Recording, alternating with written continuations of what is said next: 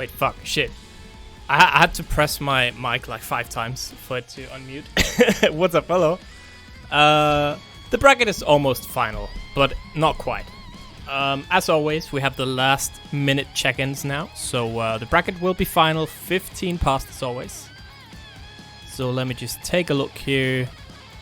We got about, I think we only got 4 people actually who's not checked in, so it's not too bad. Kess?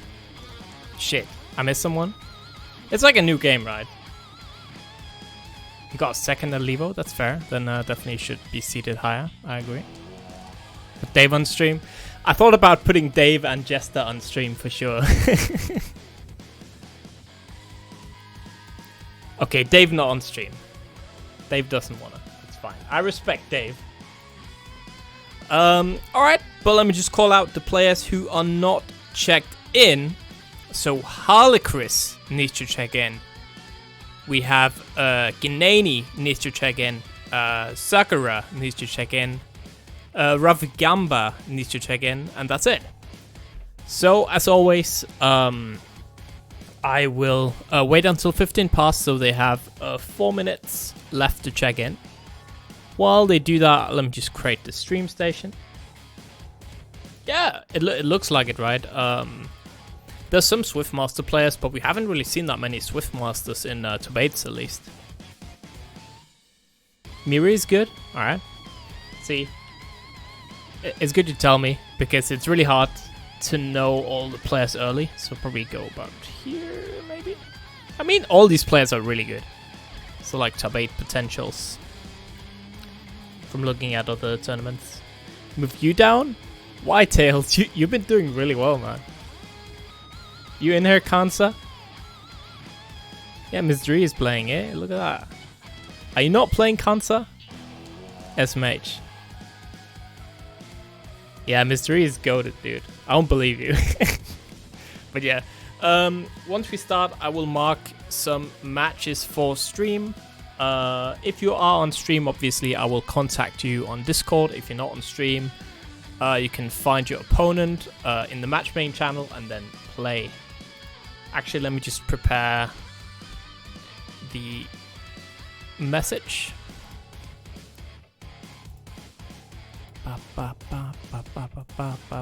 Yeah, I think it's too hot everywhere, man. It's actually insane.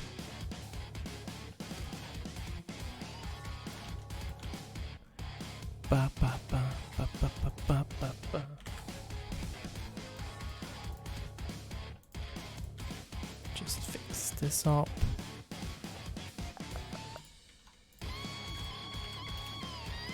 Alright, so we are good in 2 minutes.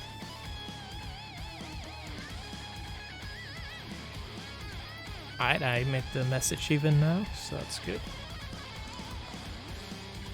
Yeah, so let's do a last call out, chat. Last call out for Rav Gamba. Last call out for Sakura. Last call out for Ginani.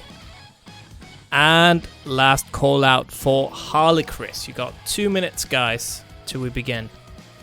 If anyone has any questions, oh yeah, important thing, I guess, in the rules is that we have now changed back. So last week, if you weren't here, we you can sign up, but you can't replace them. So you can sign up. You have literally 1 minute to sign up, though. But we tried out first to 3 last week. Honestly, it was fun. It made for some better matches, I'd argue, but it took way too long. So we're moving back to first to 2 matches, best of 3, until the finals. So we're gonna do first to 2, and then winners final, losers final, grand final will be first to 3. All right. So yeah, that's a little change from last week because it ended up taking way too long, unfortunately. So about third thing, I got some pings on Discord. Let me just check. Yeah, I did the final seed, so we're good. We're good.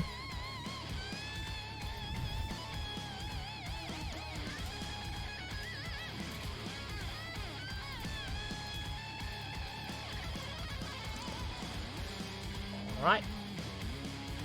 I can always say I'm gonna put Jester on stream. Hopefully it's round 1, but we'll see. Alright, here we go. Bracket is now final. Let me just find somebody to put on stream. Where's Jester? Well, we couldn't put Dave on, right? So, there we go. That's Jester. Man like Jester. You think you're going to show up in my bracket after all this time and I'm not going to put you on stream? Hell no, man. Oh, this one could be really great. Let's do that one. So, yeah. As you can see, chat, if you have this little purple icon on top of your match says on stream, or this grayed out on stream, it means you will be as it says on stream. I will contact you on Discord when it's your turn.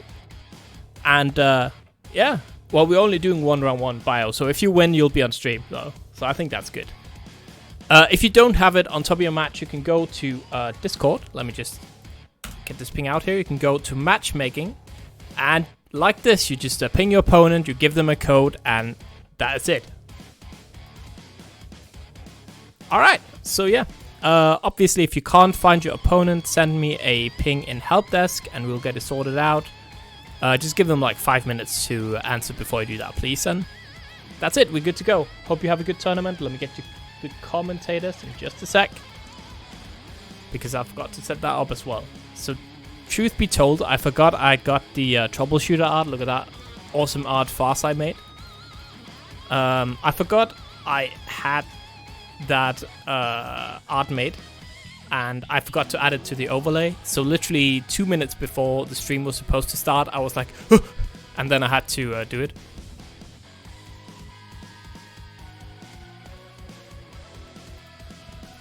Wait, the commentators aren't even in here, man.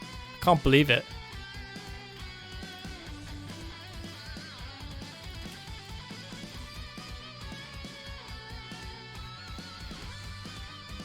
It's just me.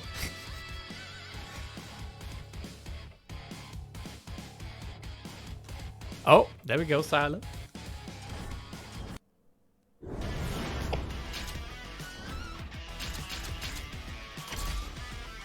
They know, right? They know that I forgot to make the update the commentator info anyways. Trade room.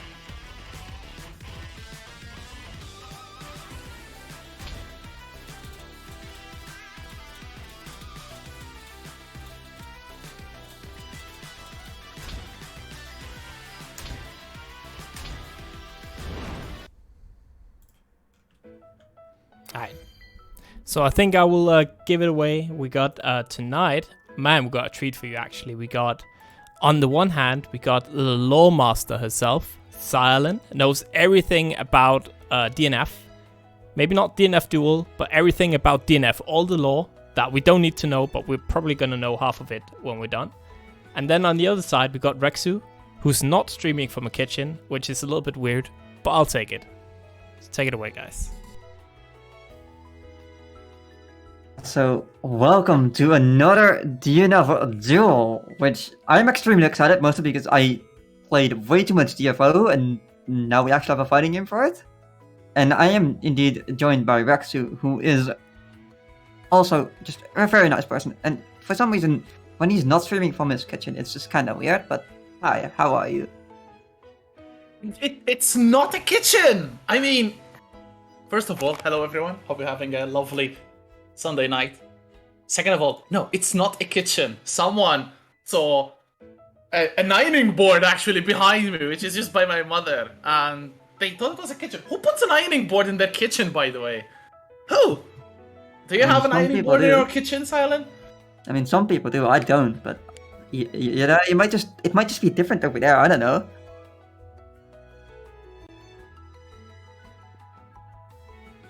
Alright, so that is one thing weird, but what is not weird to do? I think it's something that is pretty easy to do. I think you know what I'm about to say. It involves money, right? I think it does. I think it's like involves clicking a link and signing in and clicking a big claim code button. I think it's something like that. Yeah, it's something to do with 25 free cents in the prize pool, but something is not right about it. Is it Mascherino? Is it Macheri? I can't remember. I think it was Mascherino. I think it was. That's it, Mascherino. Yeah, I think if you go to that link in chat, like you can do like I said, it's you sign in with any of your account. Like it can be YouTube, it can be Blizzard, it can be a lot of things. Even your Twitch account, which you're probably using to watch this, and you can just sign in and click the big claim code button. It's like it's super easy. Super easy, like oh my god, Ace with the last seed Kanza, who by the way last Friday won a tournament as well. So yes, obviously very deserving of last seed. Yeah, good stuff. Ace obviously deserving of a personal command which you like to spam in chat as well. Yeah, one that is incredibly accurate. It's slightly less important than the Macherino, which we urge you to claim. But it's very important, actually, to remind us that our TO is very stoned, actually. Without actually taking anything, so it's kind of a weird audio, really. Like, it's kind of special, but you learn to deal with it. Yeah, it's a natural talent. It's a hidden talent, shall we say. Exactly. That note, though, we have Jester on one side. Can you tell me who the other player is gonna be? Because I am excited already. I actually need to open the bracket, so you'll have to hang on just a little bit. So we have Jester against Casurio, who unfortunately I've never heard before, and we hope that we'll actually get to hear about them more and more as DNF keeps on rolling through the weeks. I mean, this game has had a incredible explosion, honestly, on the competitive scene, and mostly it's because I feel people are upset with Strive, but now that the dust has settled, it's really nice to see that the game has retained such a huge player base, honestly. Like, we have 58 entrants, I think 59 entrants today, and like, definitely this game, before launch I did not expect this game to make 60 entrants, probably week 1 even. So in week 3, having these many players and such a stacked bracket as well, there's so many killers lying around. It's an awesome game. It's an awesome time, honestly, to be a DNF fan.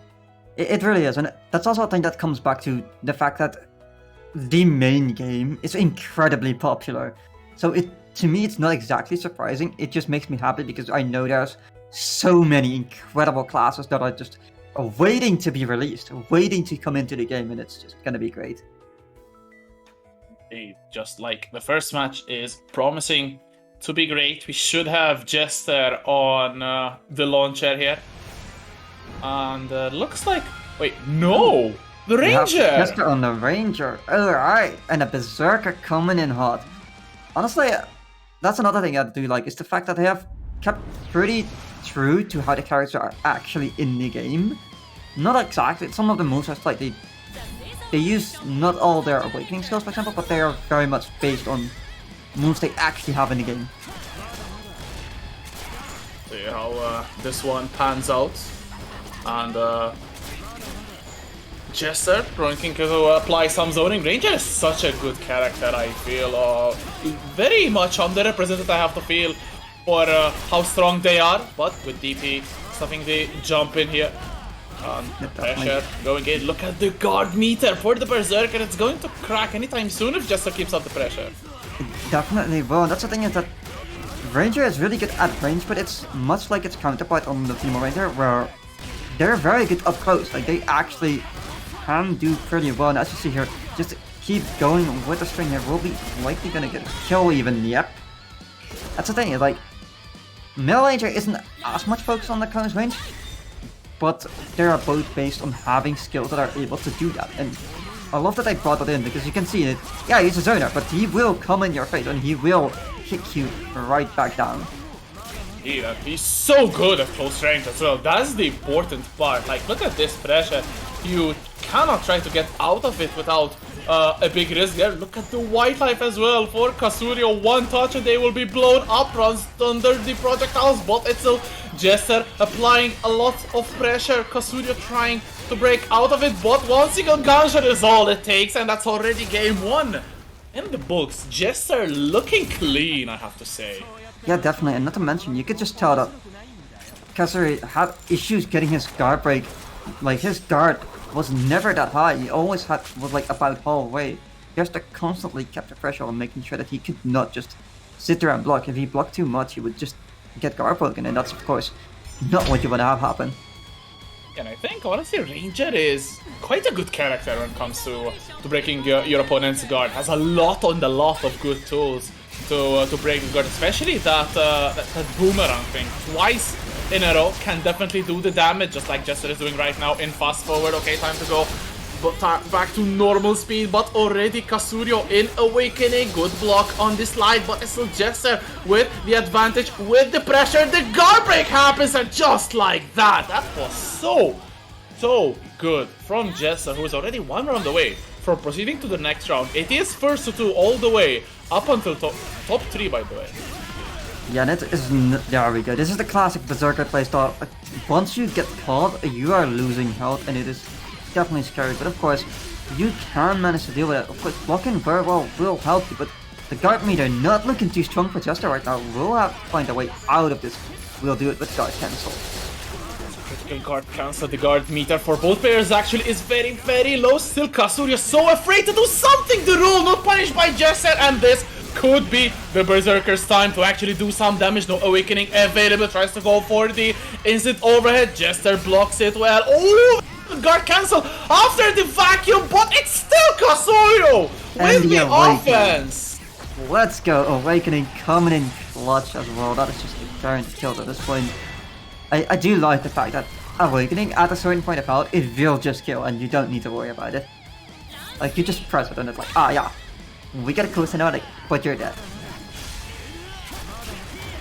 From Casurio here, but just like that, falls straight into Jester's clutches. Oh no, goes a little bit too far, crosses under, but very good to adapt and gets another combo. 50% of the Berserker's life bar is already gone. Jumps over a grenade and catches a stray hit with that sword. Time for Oki, and Jester has to block. The guard meter has not been affected that much, although it's already in the red now. Definitely hasn't been affected too much, and he's able to regenerate it as well, keeping him at range right now. Unfortunately, will be get hit by the projectile now. Stuck in the corner, guard cancels out of it immediately, realizing, okay, I can do this here, but Berserker coming in with the damage. Look at this. Not what you want to be seeing when you're trying to survive.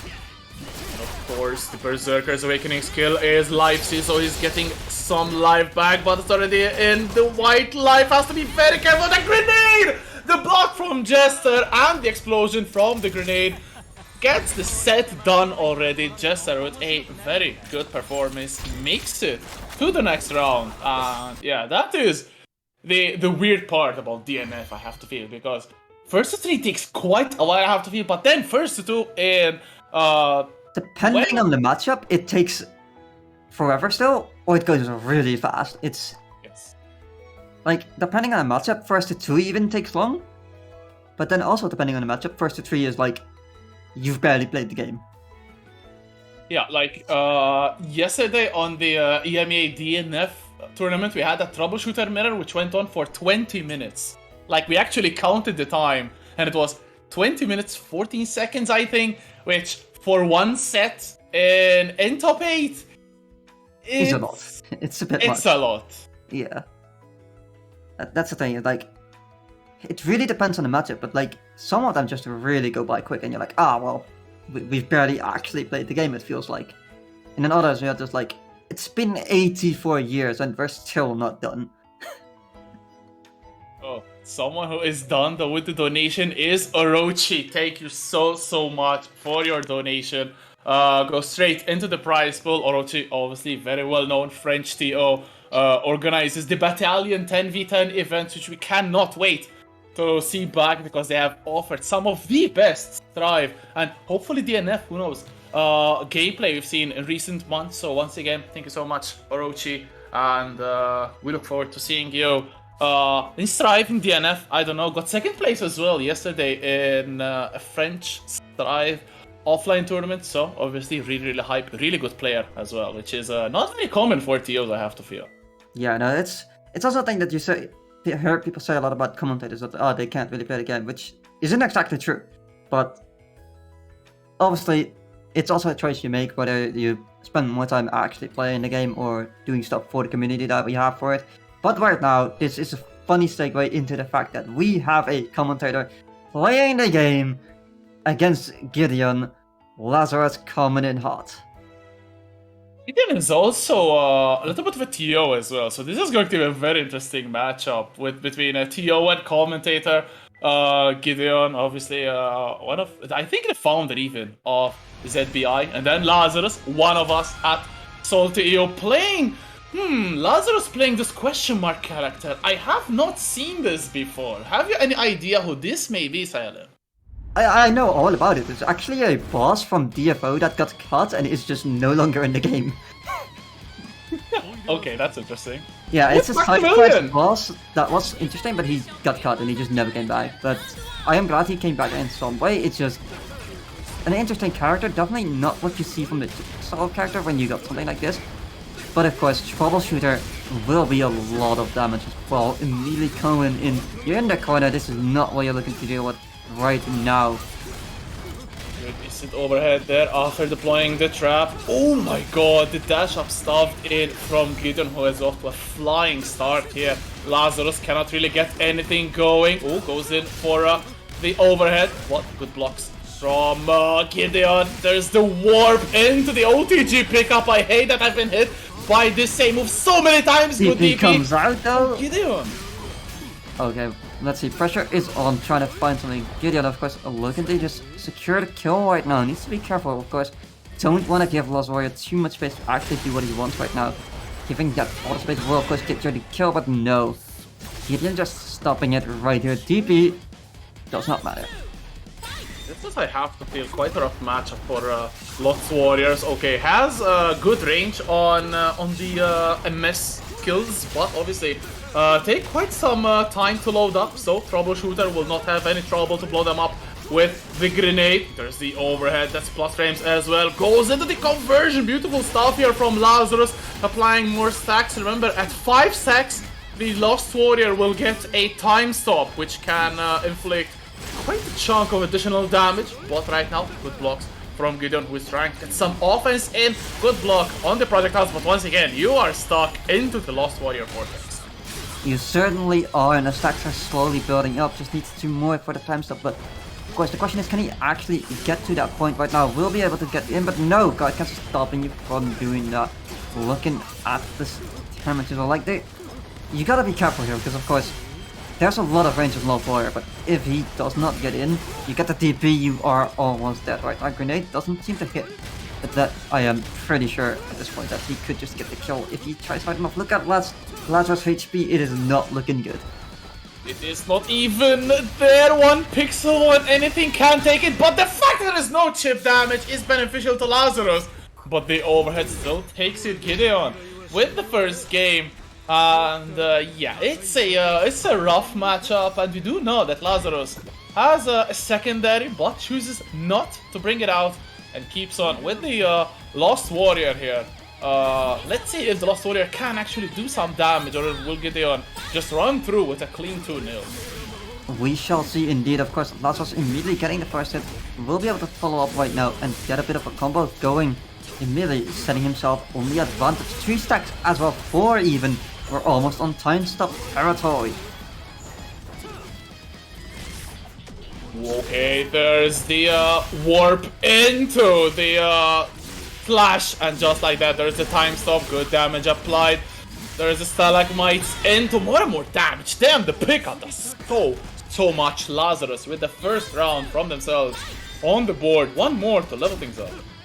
Definitely, and he, looking at how that went, he definitely can pull it off. Just will need to find a way to actually get in without getting blown up right now by Troubleshooters.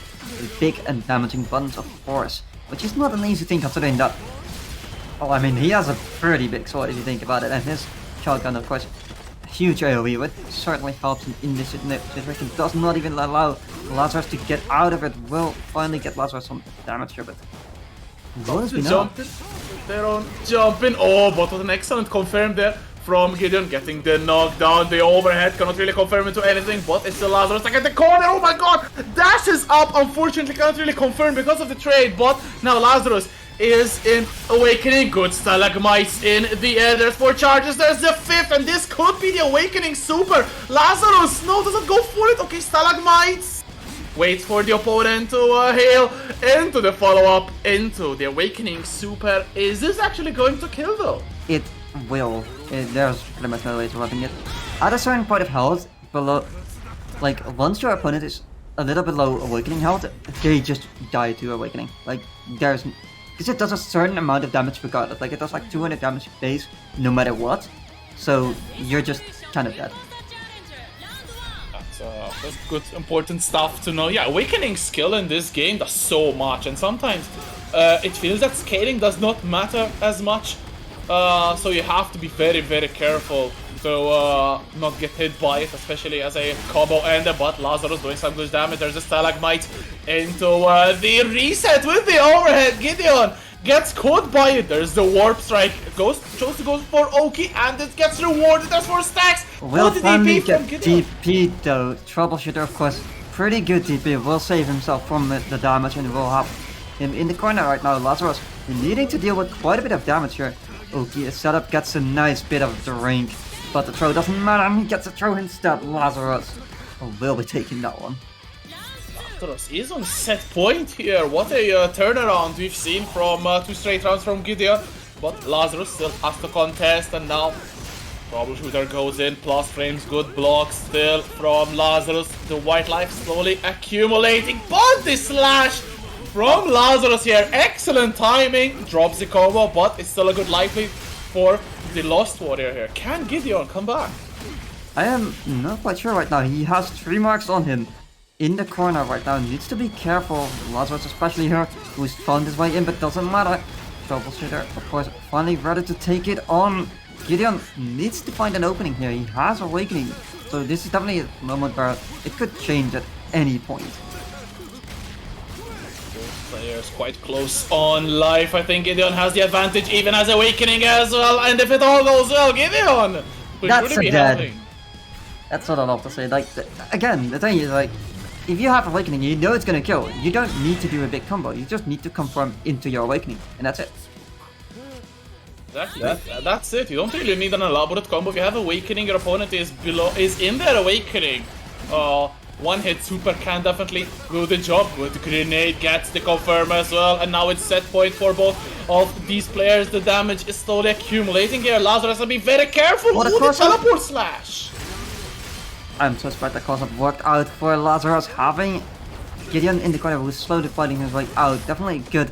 Will be able to punish the DP as well. Time to step up the marks 4 times. So can we get to the required number in time before he dies? Or will he just outright die already? He will die as the time stops. Full stop from Lazarus here. Coming back and gets 2 good games. And we move on to the next round. Beautiful stuff. So Lazarus actually avenging another commentator who fell in Gideon's path. And yeah, good stuff. Lazarus, one of us, will keep on moving in the bracket. Good stuff from Gideon as well, who will drop down, unfortunately, to losers. And losers bracket today is going to be shark-infested waters, because you have to be so scared. And oh my god, actually, Yalis got sent to losers in round number 2. That's a huge upset. Kumoko, who are you? We want to see you on stream. Yeah, that's impressive indeed. Not to mention like the fact that now TalesOfMrE will have to face Lazarus, which is unfortunately not going to be on stream, but that is looking like it's going to be interesting. Wow, even Kez got sent to losers. What the hell is this bracket, man? Wait, Kez got sent to losers? Kez lost to Vladimir, the Zato player. I don't know how many people remember them. VW, yes. WV Vladimir. They had a very clean Zato back in Strive, and it's awesome to see them in DNF as well. Sending Kez, seed number 3 even, down to losers in round number 2. Man, loser side is going to be so damn scary. It's yeah. At this point, you almost want to be staying in winners as much as possible, just to prevent yourself from having to deal with any of these players that get sent to losers. Which is to say, there's a lot of people scary in losers now, but that doesn't mean there aren't people scary in winners as well, because obviously to send those people into losers, there has to be some people in winners that are pretty scary. There's also Hiari in losers, Jester in losers, Jamie in losers, the winner of yesterday's EMEA DNF. What the hell is going on? Even in round number 3, we have Padu against Kanza as well, which will happen in a short while. There's Tiger Pop in losers as well. Padu against Kanza, and the loser will be sent to losers. Damn, you have to be very, very careful to keep on winning, because this is looking like a nightmare run down the loser side. It certainly is, and of course then winners as well is just going to be just as scary, if not scarier, knowing that there are some people in there that have just sent those very players down to losers to begin with, right?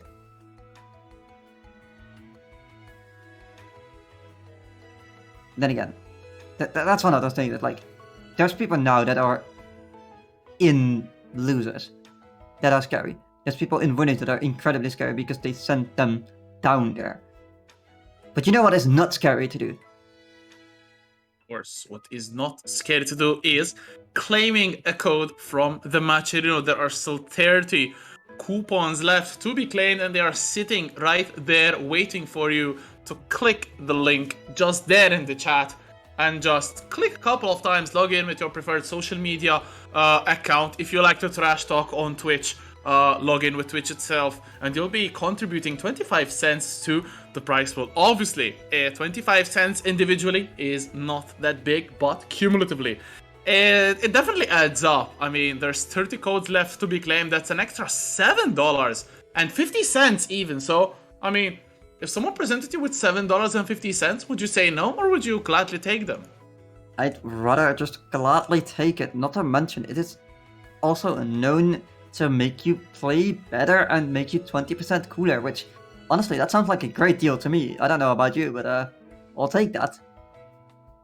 Yeah, that's sick. I've claimed so many codes. That must be so cool right now, huh? Unless you play Vanguard, in which case there's no helping you. Excuse me? Cries in Vanguard. Actually, I saw that Kez is actually about to play one of the only Vanguard mains in Europe in Deviance. Deviance 1, what the hell? What? Oh my god, Kez is out in round 2. This is... Wait, you're kidding. No, I'm not actually kidding. Deviance, shout out to Deviance for playing Vanguard, the coolest character in DNF. Actually eliminating Kez. What the hell is this bracket, man? Is this rigged? Is this... This sounds rigged to me, but I don't know. Oh my god, he played Swiftmaster. Deviance betrayed me. Oh, well, there you go then. There's your answer, right? To be fair though, every character pretty much in this game is incredibly broken in some way. And then there's Swiftmaster, which we all know at this point. I don't think there needs to be any set, but I do like the fact that every character so far has leaned into a specific part of their kit and make it very scary, which is very interesting because it means that you have to really learn how to deal with that specific thing of that character, or you are going to have a bad time. Yep, unlike Troubleshooter, who in the Super goes like, have a good time. Have a good time. Yes. Armix sent to losers as well by UltimateTID. Armix also second place in yesterday's tournament. So yeah, the losers bracket today is some of the scariest stuff which we've ever seen. And damn, it's looking grim. If you lost your first game, then good luck. I mean, obviously, like, not to it's at the end of the day, it's a tournament setting, so you obviously have to prove that you are the best by beating everyone that crosses your path. But as the tournament goes on, you might ramp up momentum, and someone who may have defeated you in round 1 may feel more of an even matchup if you're at your full potential, technically, in round 4 or round 5. So, like, that's still heads up, I feel, but it's not a good time to be sent down to losers so early on. It certainly isn't a good time for that. Which, it is indeed one of the things you have to deal with when you're playing fighting games. Like, it's going to happen eventually, and you're going to have to find your way through it. And that is also going to make you a better player. But it is incredibly rough to deal with sometimes when you have these incredible players and you know that what you're up against and you're just like, I gotta give it my best, which is difficult to say when you are fighting some of those people that you've seen make tournament top 8s and you're like, well, I still do need to do my best, but damn, this is not looking good. And just keeping yourself positive in that is not an easy thing to do. Yeah, exactly.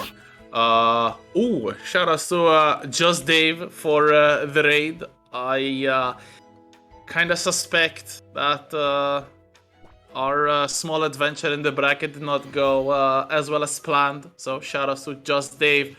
And we welcome you to the stream. And we look forward to hearing your awesome voice later on for top 8. And yeah, how did the run go, Dave, actually? Oh, okay. Okay, that's good. Just Dave with the... If he takes a game, we take a game. That's what we like to see.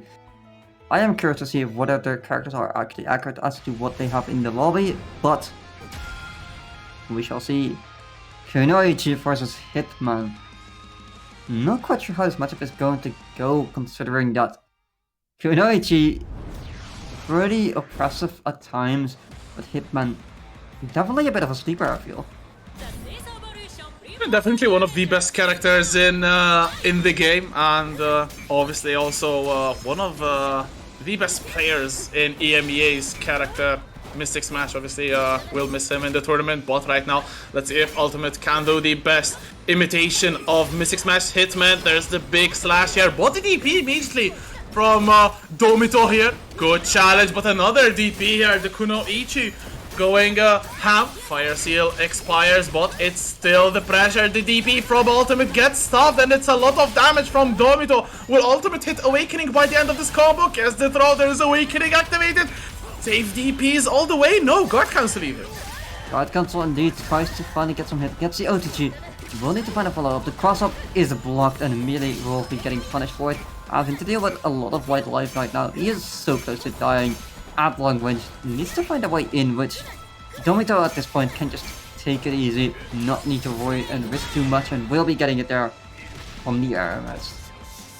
I love the approach there from Domitto. As soon as they saw Ultimate try to come up with the run-up DP, went for the air kunais there and stopped the offense. Summons the frog, the conversion doing nothing for Ultimate. Perhaps wanted a guard break, but it's a guard cancel, excuse me, as Domitto is now on the receiving end of some damage. Good block on the over cross-up, another over cross-up goes blocked, but Domitto still gets opened up. Ultimate can do some good damage. There's the OTG again with the Oki, just so damn good of an Oki Zeme.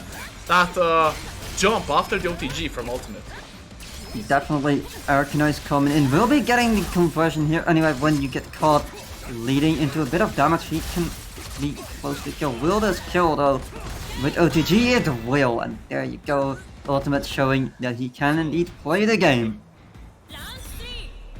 Let's see, round number 3 of this very first game. Who will be the one to go into the lead? Good touch there from Domitto, able to convert into a full combo. Goes for the jump into empty low. Good blocks from Ultimate into the guard cancel as well. Catches the jump out with success. Cannot really confirm into anything. Good guard cancel from Domitto as well. Going for the kunai conversion. Just such a good tool to make sure you're still on the offense. But Ultimate steals the turn. Beautiful stuff. And now we're even on life. We're even on life, but we do block the cross up here indeed. We'll need to deal with a little bit of damage. Kunai's coming out, leading into a combo even. This is definitely not something Ultimate is looking to have to deal with right now. Being stuck in the corner, Kunoichi right on him. Will guard cancel out of it, but mana this low, definitely not what you want, especially when you just gave her Awakening. Oh, and it's an Awakening, but will we see that DP? Oh, there it is! No!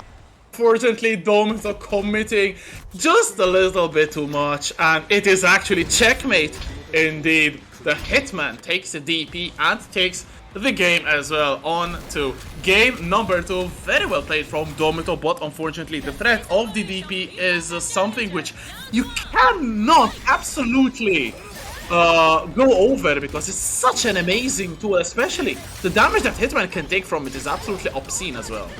It certainly isn't. A lot of characters in this game, pretty much every character has a pretty good DP. Some of them obviously better than others, but the fact that every character has one, pretty much, you need to be aware that it's a tool that will be used when they have the mana to do it. And of course, that is something you need to always be aware of. Right now, Domitto looking to set the pressure up while being lower on life points, and Fire Seal is on, unfortunately expires. We'll need to just keep the pressure going, which card meter not looking too hot, but of course, Ultimate is just going in for it. Oh, does not go for... Oh, actually, it goes in a little bit too late. Domitto gets caught a little bit flustered. Very little life left. There's the guard cancel coming in. Summons the frog into the fire breath. Good defense from Ultimate, but the white life slowly accumulating. A conversion here will cost a lot, but still gets opened up. This could be the Awakening Super, and it actually is. Very good stuff from Domitto, who takes a round from the back. And yeah, very good stuff from Domitto here. Very good stuff indeed. Beautiful Awakening. Always looks really good in DFO as well, by the way, which I love the fact that they made them very accurate to what they actually do in Awakening. Obviously, they're a little bit more cinematic in this game because they're allowed to, but they still use the very same basis of the Awakening. Of course, Ultimate in the corner right now, fighting his way out of it. Does not want to be stuck there where he needs to be, but of course Domitto card cancelling and still gets called here, but gets turned back and will be putting the pressure back on. The recovery though, or perhaps was that a reset summons the frog. This could be huge damage. I doubt this will actually be enough to get the kill. Oh, but there's a DP coming in. Domitto overextending a little bit too much. I doubt this is going to kill, but gets the OTG. One single touch for both of these players will take it. The DP clash! Actually, Domitto gets the advantage here. One touch will kill off Ultimate, and the Kunoichi definitely know it. Domitto going for the zoning, summons the fully charged tornado, and look at this. The guard meter is going to slowly break. Summons another frog into the fireball. No more mana though. This, oh, actually doesn't cost any mana. Yeah. If that was either going to guard break or he was just going to die, there was nothing he could do needing to find a way out, and he did not find his way out, and unfortunately just died to it, which that is unfortunate. Yeah, we've actually heard a saying that Kunoichi is the best zoner in the game. Definitely saw the that into action, and again the Kuna is coming in. And Domitto's played it so smartly, staying at such a safe distance. So Notre is getting hit by DP. Now there's the cross up with blocks from Ultimate. And some fundamental there. Yeah, no, definitely. The guard cancel came out, but he didn't really get anything out of it. Of course, Domitto looking strong right now, having him in the corner as well. Fire Seal is on. Look at his health right now. This is not looking good. Oh, there's a tornado. This could be enough to kill. It actually is. Domitto with the optimal Kunoichi combos here. Getting into set point when Kunoichi gets going. She is so damn scary. Beautiful jump back into Kunais here. There's the fire breath waves, but Ultimate, they are so scared actually to approach this Kunoichi. These Kunais have been so damn effective. They've been so damn effective when they really should not be there. Aren't exactly the most dangerous thing Kunoichi has. Converting off it is not easy as well, but right now Domitto looking to just chill, gets a throw, Fire Seal explodes for a little bit more damage. Right now UltimateTID back in the corner, tries to DP out, will get DP'd instead. Right, I really like the guard cancel actually from Domitto after the first hit of the DP, not letting Ultimate get the follow up, but it's still not looking good for Ultimate here. Domitto with a lot of HP. Ultimate still no answers to the Kunais or the tornado here. Cannot even guard cancel, even though they are at full mana. Goes for the roll. Another tornado though. Domitto playing the strategy perfectly. Sitting at a distance, zoning to perfection. Ultimate though goes in with the roll. The tornado clips the bear ending. And just like that, Domitto will go on to the next stage of the winners bracket. Unfortunately, Ultimate will drop down to losers. Damn, that was so good from Domitto. It really was, and of course it's not fun to have to deal with, but that is something that at that point you realize, okay, they're incredibly low, they're full screen away, my character can do this. There's no reason not to do it if it's going to secure you that win. That is the thing. It is not exactly fun to have to deal with, but that is something that will have to happen, and you'll have to find out how to deal with. Because why would you risk a lot of your own health by going in to finish them when you can just stay at full screen, throw your projectiles and force them to approach you, and then punish them if they make even the slightest mistake?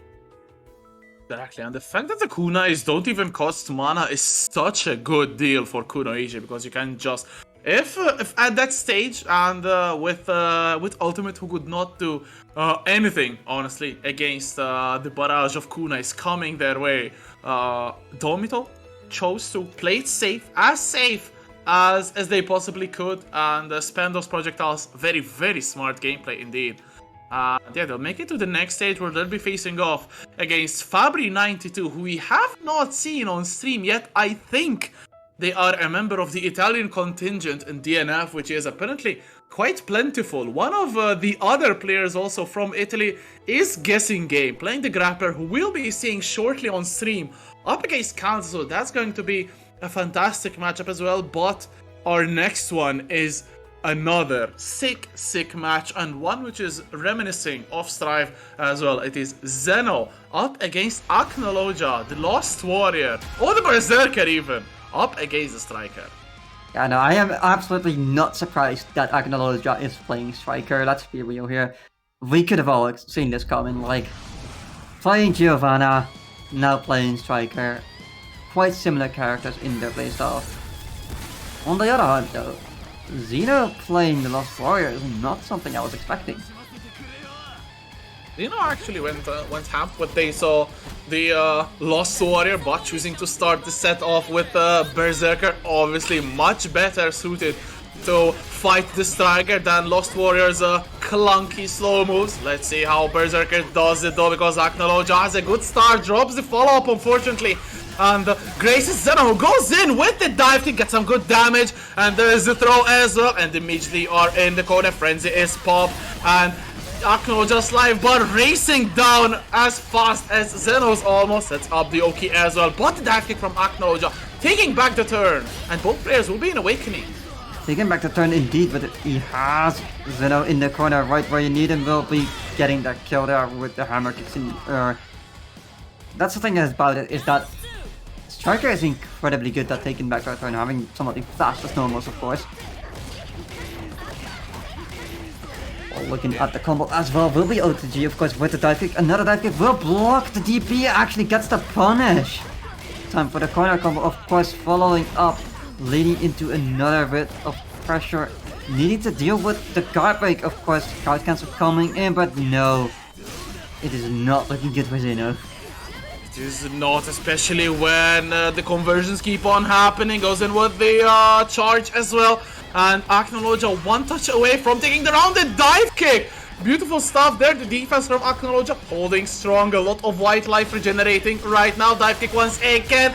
Catching Acnologia, and this will hurt a lot. There's the vacuum as well. A lot of damage. Acnologia and Awakening.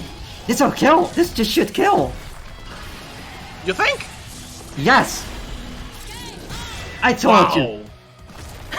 Wow, the combat from Zeno, not giving up. You love to see it. Look at the health regenerated as well. Yeah, no, this is the thing about Awakening, do like a fixed amount of damage at the very least. You did not think that was gonna kill, and it looks like it shouldn't, but it does. And right now, of course, Acnologia taking so much damage, being stuck in the corner against Berserker like that is a very difficult experience to deal with. Of course, is this going to be the guard break string? We are looking pretty good right now. Looking at the guard meter, he will be getting broken. That is going to be likely a kill at this point. Most definitely. Look at the pressure from Acnologia going for the pickup as well. Ooh, just one pixel away. The low takes it, and a little bit of a heart and mouth moment there for Acnologia, seeing the previous round and the story of it. But very good stuff from both players. Actually, a very hotly contested game one ends up to Acnologia, but it's still anyone's game. Let's see game number 2. Zeno has to make some adjustments, and honestly against Striker though, it's so hard here to adjust to this hard-hitting and fast-paced aggression. Especially when both characters are like that. Berserker, of course, very aggressive, especially when he has his frenzy going. But meanwhile, of course, if Striker gets you blocking, you are not looking good if she has the mana to continue her true backswing and force you into a Grappler, where you just have to be aware, where can you get out, where can you make yourself safe from the pain right now. Of course, Zeno looking to find a way to actually equalize the playing field, considering that he is not looking too good with his health. But of course, Acnologia's Grappler also not looking too healthy. Actually catching the extended hurt box there from Zeno, actually taking the round, and it is that point right now for Acnologia, who gets the slide stuff, but Zeno drops the follow-up, and Acnologia just like that goes in with the DP, which is blocked, paid back with Zeno's DP. Could have probably gotten a better punish, I think, to negate the follow-ups from Acnologia, so smart stuff from Zeno, but it's still Acnologia with the offense, juggling Zeno like they were a simple basketball. Goes in for the Oki, gets opened up with the overhead. Will this actually kill though? Loads of damage, not enough. Not enough, and will be getting clipped, but right now, of course, Zeno will just be getting hit by the DP out of here, and indeed, Acnologia just taking the win anyway, despite getting absolutely robbed one of the games. Like, run up DP has to hurt like hell when you get hit by it, but it is what it is. Honestly, like Kogoro saying in chat, some of the BS in this game makes us tilt way off than we should have, but it's so fun. This game is incredibly fun to play, and we've all been there, we've all been hit by some shenanigans, by some 75% damage combo, but it's incredibly fun, let's just face it. It's still the honeymoon period, it's still like 2.5 weeks after launch, but man, it's a good game, it's a good game. it's a very good game, and the thing about that is that is something they took very true from the actual game, is some of the moves, they are just incredibly huge things that fill your screen. So much fun to be seen, so many things you can do. It's really great, and I generally do encourage people to actually try out DFO. But right now, we are going into a mirror match of two Swift Masters. This is looking like it will be very fast-paced. Mr. E going from blessed to cursed, pulling out the Swift Master here. Not arguably the top one character in this game, and Mirri going in with the Koopa shells, gets a good hit in, and Mr. E is in a load of trouble. Swift Master has the least HP in the game, if I'm not mistaken, so this is going to hurt extra hard. And he has the least amount of HP, similar to Inquisitor, which makes no sense, but that's just how it is right now.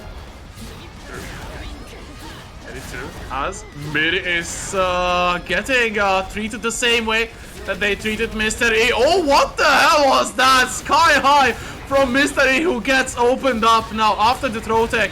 Mirri still though on the receiving end of this combo. This is such a volatile matchup, it looks like. Mr. E putting their opponent in Awakening. There's the charged Sonic Boom there 2 times, 3 times in a row. And ooh, also the big tornado actually takes it. Mr. E. Mr. E going in pretty good here, taking the first game, of course. First round, of course, but there is still more to come. Of course, this is not looking too good. Immediately taking his turn, will be dealing about quite a bit of damage to his opponent. Of course, this is nothing. Swiftmaster, it just feels like combos can take forever. There's so much going on, and you have to be ready to deal with it. He's called Swiftmaster. The rounds end very swiftly. Look at that flight, Mr. E, calm down. This combo seems endless. What the hell goes in? For the orb, one touch could potentially take it. The damage has been applied, but Mirri swings back. Could this be the time to turn it around and go for actual robbery? Pushing towards the other side of the stage once again with the orb. Who is who? Oh my god, getting the mix up, but Mr. E just with the punish, and that will be the round. Drop the combo! Oh no, he dropped it, and will now have to do neutral once more. We'll get the counter here, but he is not getting a kill. Needs to be incredibly careful, of course. His mirror is looking like he could just drop, having no visual HP anymore. What else? Tries to go for a throw, but it whips, and Mirri potentially taking the advantage of it, and they could potentially steal the round as well. They are in Awakening, but goes in with the reset, goes in with the big tornadoes into Awakening. That's going to yes, kill. That's gonna kill. Oh, that's one of those things. You just feel like you get robbed by Awakening sometimes, because it's like there's times it will just kill, and mirri here, but visually no HP, managed to take it anyway and equalize the playing ground. I have to admit though, that was a great comeback though, like it feels a little bit robbery, but mirri kept composure and still kept on believing like they have to believe right now. Damage slowly being applied as well. Gets the tornado into more wind blasters. The charged sonic boom as well was the mix with block from Mystery, but they get still opened up. Mystery in Awakening. I do not think this is going to kill, but mirri still going ham with the damage. Oh, what the hell? How the kills? Oh my god, this actually kills mirri. Yeah, the OTG tornadoes do so much work, and unfortunately they are getting splattered against the wall, being in distance to dash up and use the set move to OTG. Unfortunately, you're just not surviving that. So mirri taking game number 1 here. Mystery had it so close there in round number 2, but mirri doing a phenomenal comeback and a bit of robbery as well. He needs Definitely, but I mean, looking at the health advantage right now with Mr. E, this is not looking good for mirri. This is playing squash with the opponent, does not get the there with the tornado. So mirri potential looking at the 3rd robbery in a row, and it started. Oh my god, call the cops. This could be heading towards a robbery. Does not choose to switch sides, keeps the combo going, goes for the orb, fakes the mix-up, opens up Mystery, goes for no, we'll need to deal with Mr. E having some advantage right now. Of course, tornadoes are dangerous to deal with, and mirri has a lot of the mana here to deal with anything they need to do. But of course, Mr. E here probably expecting about as much, and will eventually get accosted by the run-up dash up, actually succeeding. If we get the Awakening in time, this will just kill. Oh, there is Awakening pending, and there it is again, mirri! Is this going to be an actual robbery this time? It certainly is. GG, shake my hand. Damn. And mirri here on set point, just like that. Mr. E has to be a little bit shaken here. So many rounds that they had massive life leads, but they just went into shambles. Look at the damage applied this time. mirri with a huge life lead for themselves, and rinse and repeat combos opens up. Mr. E after the reset does not get the full combo though. Mr. E given a second reset life had the opportunity to do some robbery themselves. They got cancel, gets blocked, and that's GG's. Shake my hand. Perfect round from mirri to seal the deal and move on to top 8. Yeah, now mirri having some absolute nerves of steel during a lot of those parts where they were in so low health and they still decided, no, I got this, just watch me get you in this combo, awaken it, and you're just dead. GG, shake my hand. Like, it is one of those things where it's just like, that's not gonna kill. They're going to mess up. This is way too tense. And sometimes it isn't, which is unfortunate. Of course, Mr. E definitely has to be shaken up from that, because that was just straight up daylight robbery. Actually, the cops are calling me. They want mirri. I think it was too much of a robbery here. Yeah, unfortunately, I have to be disqualified from the tournament.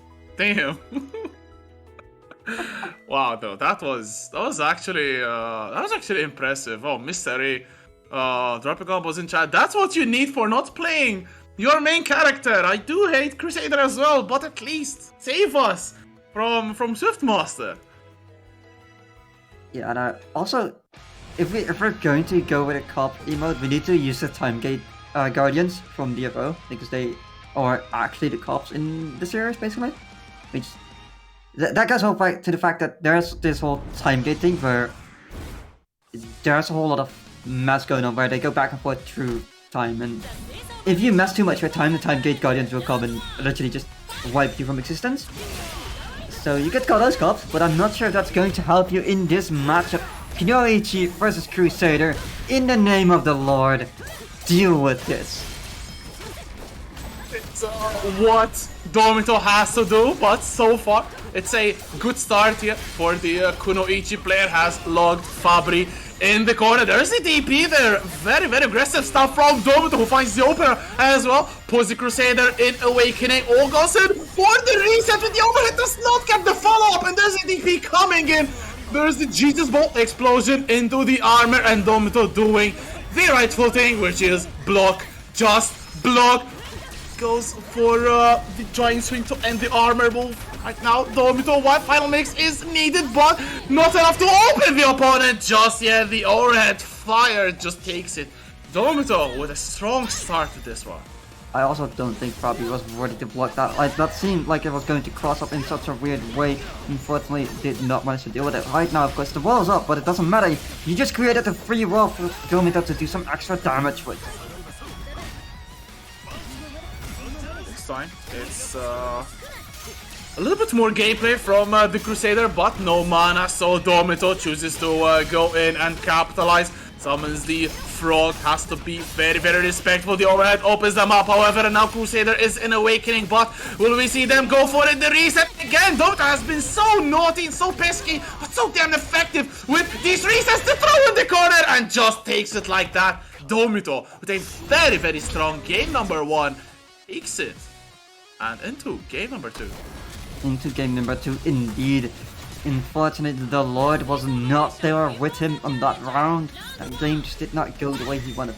He has another game to try and make it work. The wall is up. It's time to do some damage if we can make it work. But no, Domitto is just not letting him have any of it. Fighting back. DP is blocked. Punish is incoming, and that's going to be quite a bit of damage here in the corner. Not what you want to deal with, of course, especially knowing the damage and the skill with the overhead coming out from Domitto, just keeping it up so well. Crusader set into Awakening. Fabri really needs to find his way out.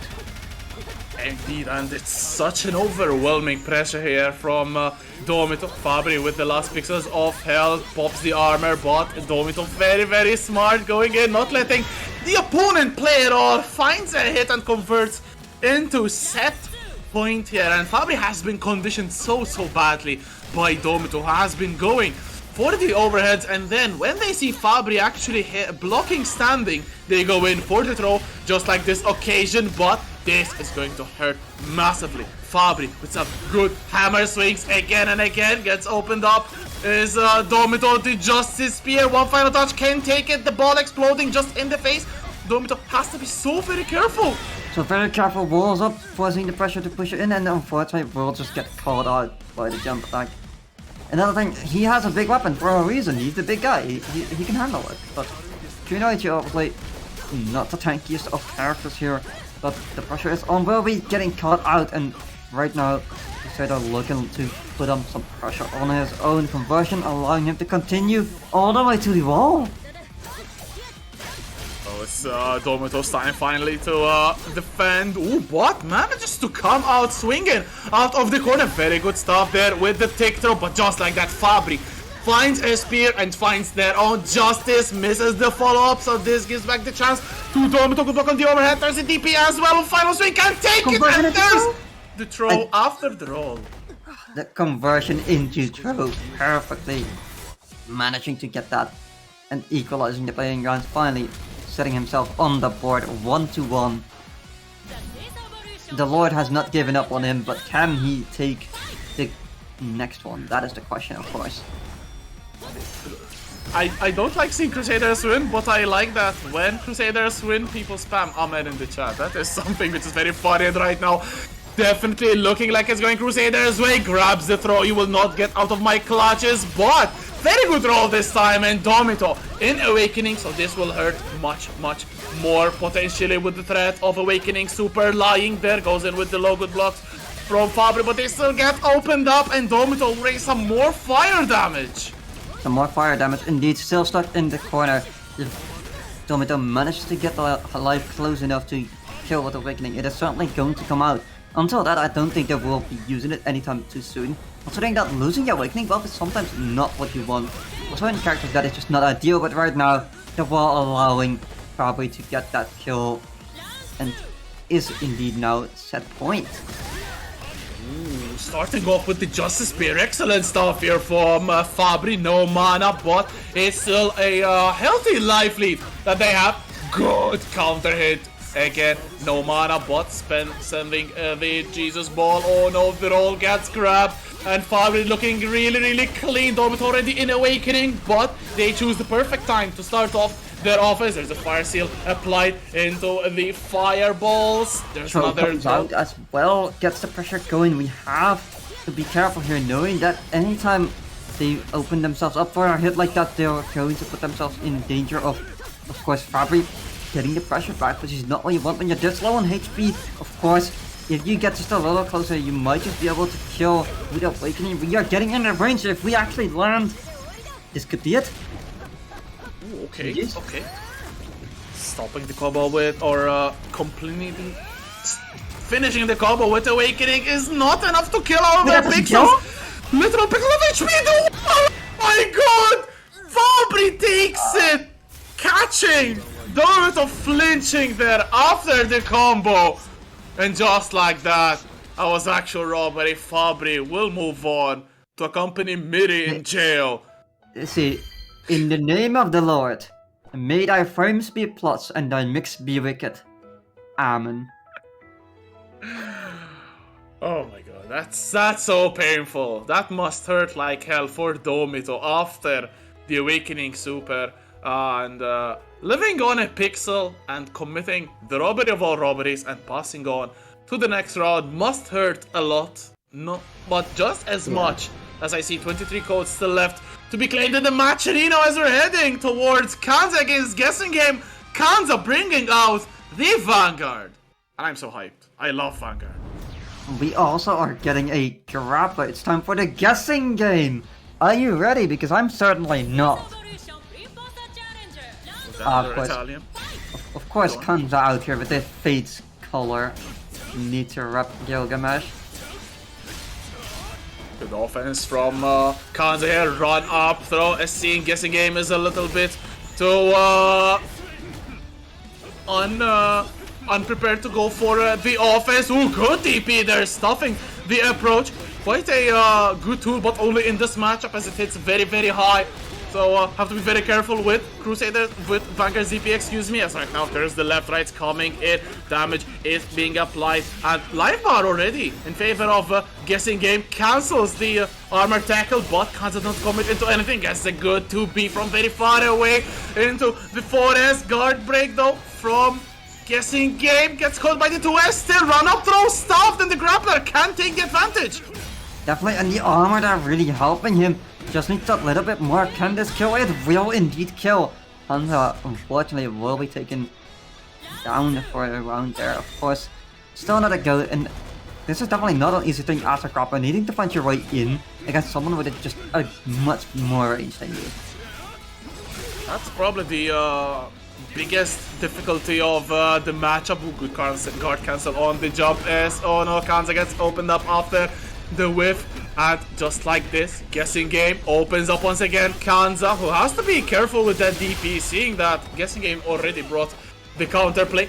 4S whiffs, the parry whiffs as well, and this could be big. Damage goes in with the jump S again. The conversion does not get the full combo, but Kanza still going on with the 6M after 5M. One final mix could take it. Good guard cancel though from Guessing Game, but does not guess right on the run up throw. Kanza takes her out.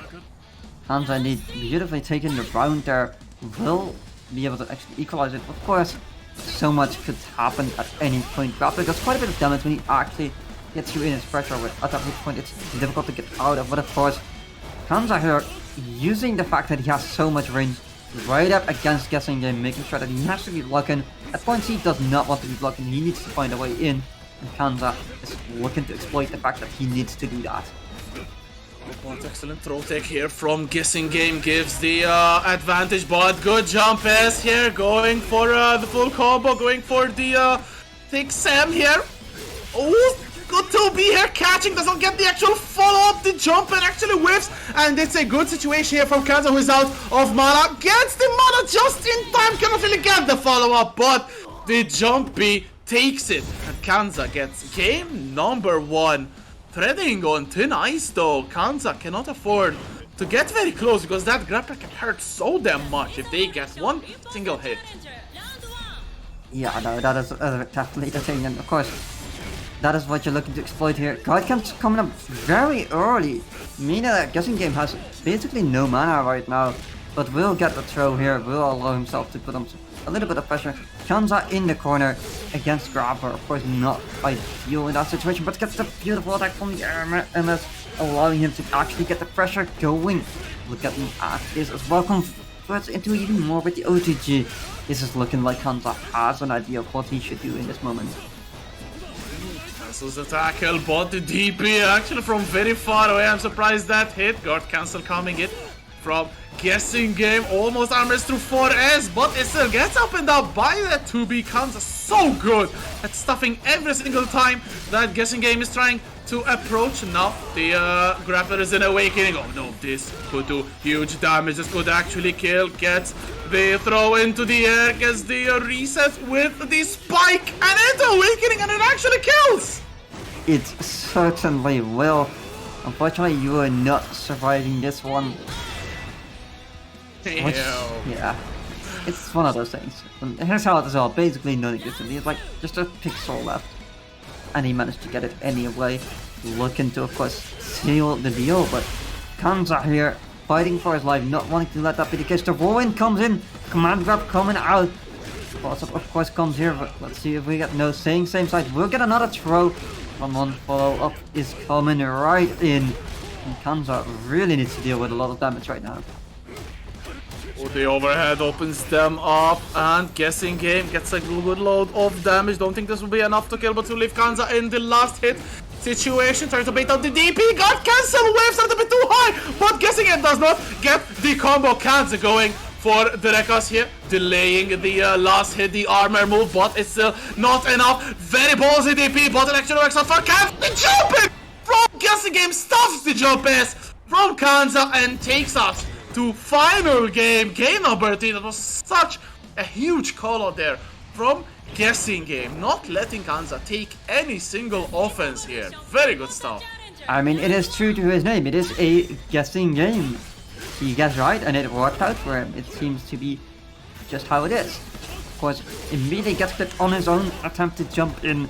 Kanza looking to keep that up and make sure that he has to deal with it. Guard Cancel comes out, but he just gets punished on his next attempt. Immediately looking very strong. The health difference is real. Another Guard Cancel, but again, he just keeps getting punished right after, not allowing him to actually get in there. Roll gets stuffed. He is not looking to be in a good situation right now.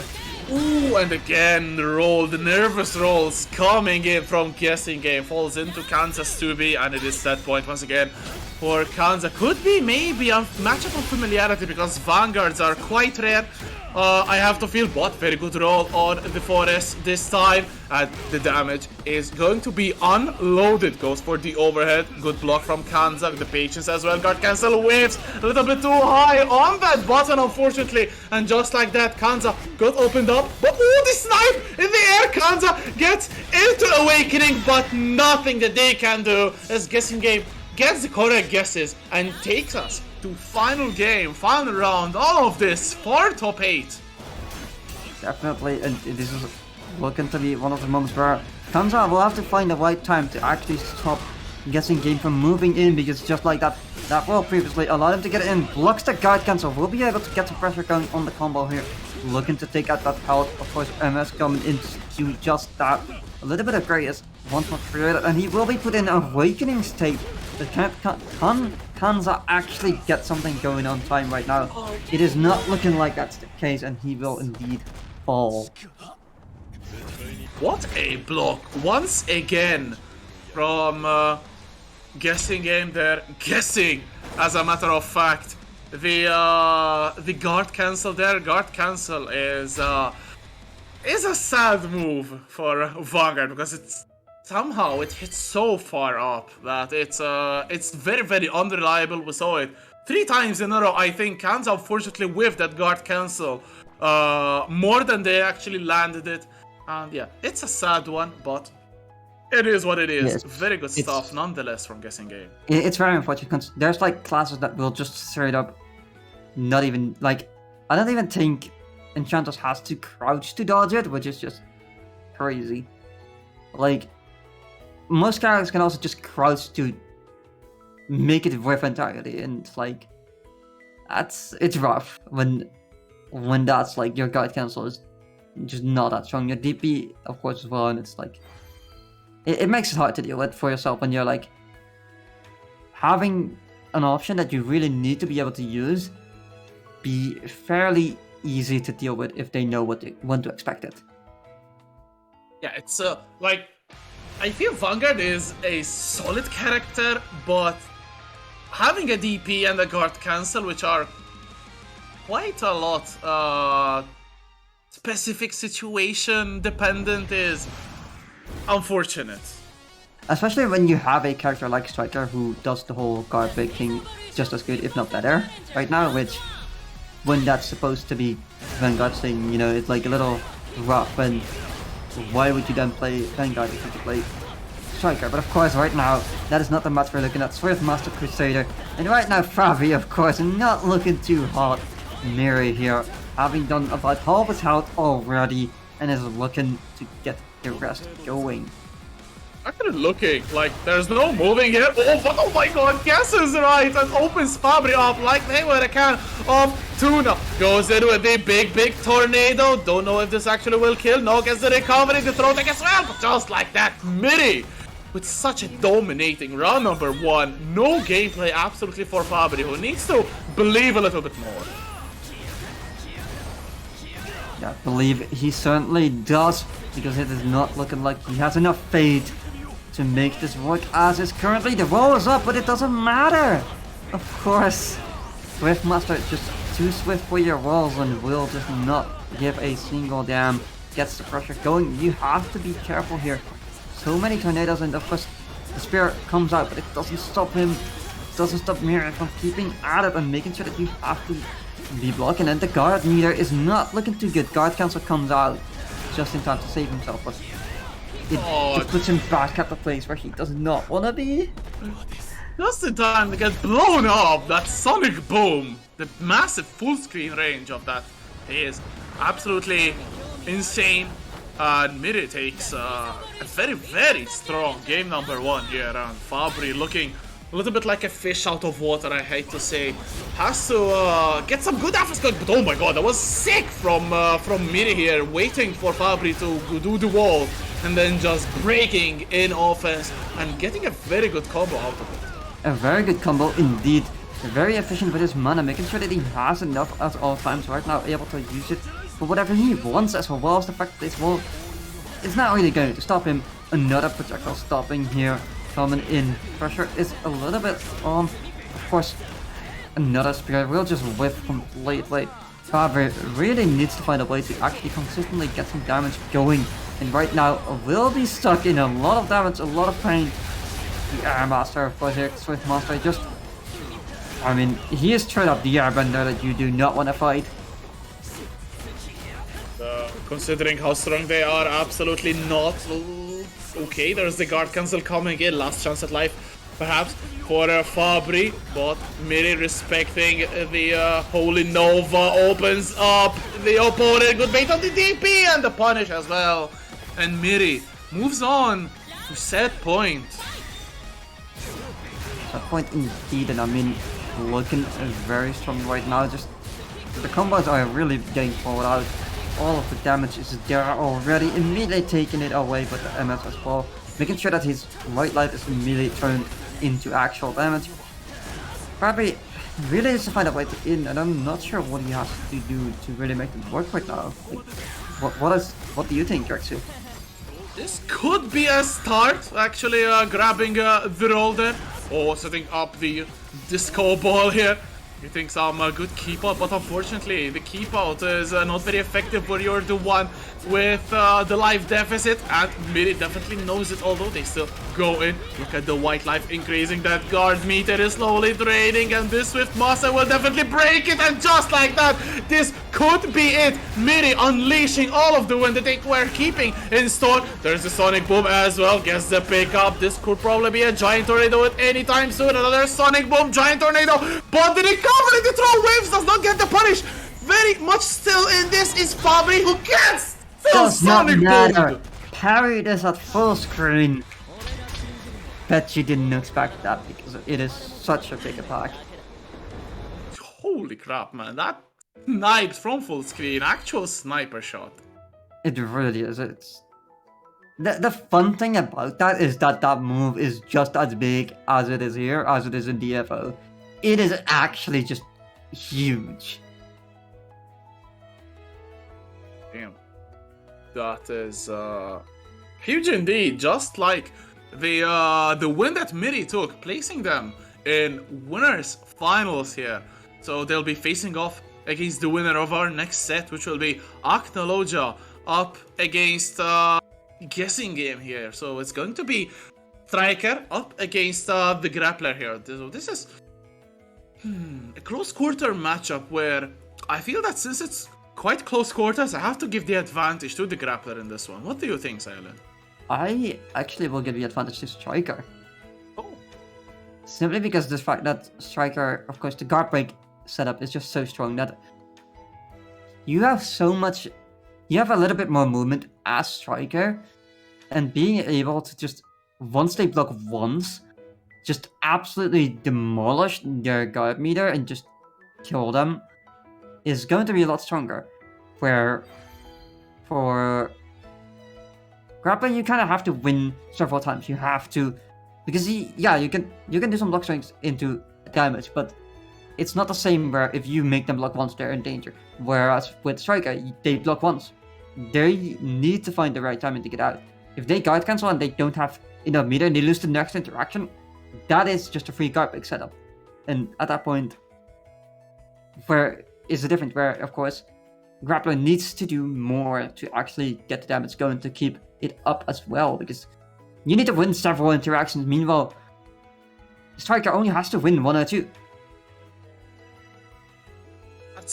I feel that's a very fair point, honestly, and we've seen guard cancel already once, I believe, from Acnologia Striker even, and that's basically it. You block a DP, and you get guard cancel. It's a weird interaction, but it's one that the Striker still has to gamble a little bit, because the range of her DP then is not very good, and she can pay to hell for it. So obviously, it's a gamble nonetheless. Although it's a good gamble to do, because I don't think you'll get killed by getting punished for one whiffed DP, and you have to actually get the punish on the whiffed DP because she goes so high that you maybe get the timing off.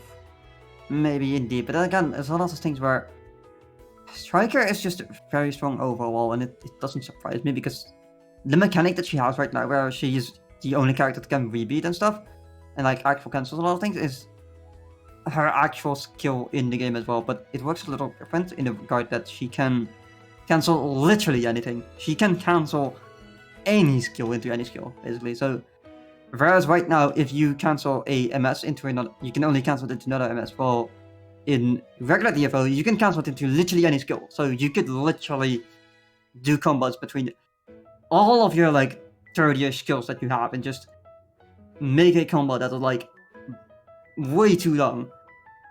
But that's how she plays. And I like that it's actually a thing that they've made, of course, but balancing wise, you can't make them do those moves and then go back into regular moves, because that would be, well, it would be even worse than it is right now, where she can already guard break pretty easily.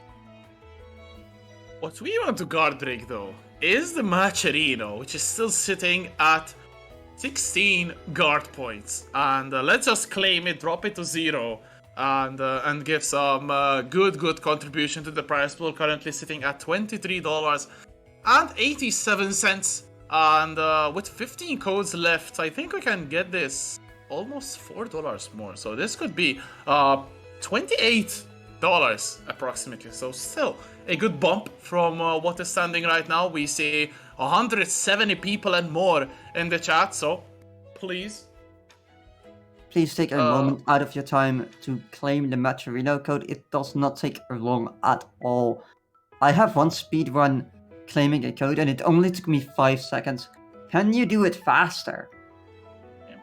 Matcherino code, any percentage, any takers in the chat. The winner will be giving 25 cents of the prize pool. Exactly, and you'll be 25% cooler at that point because you speedrun it, so it's cooler than doing it normally, right? So, yeah.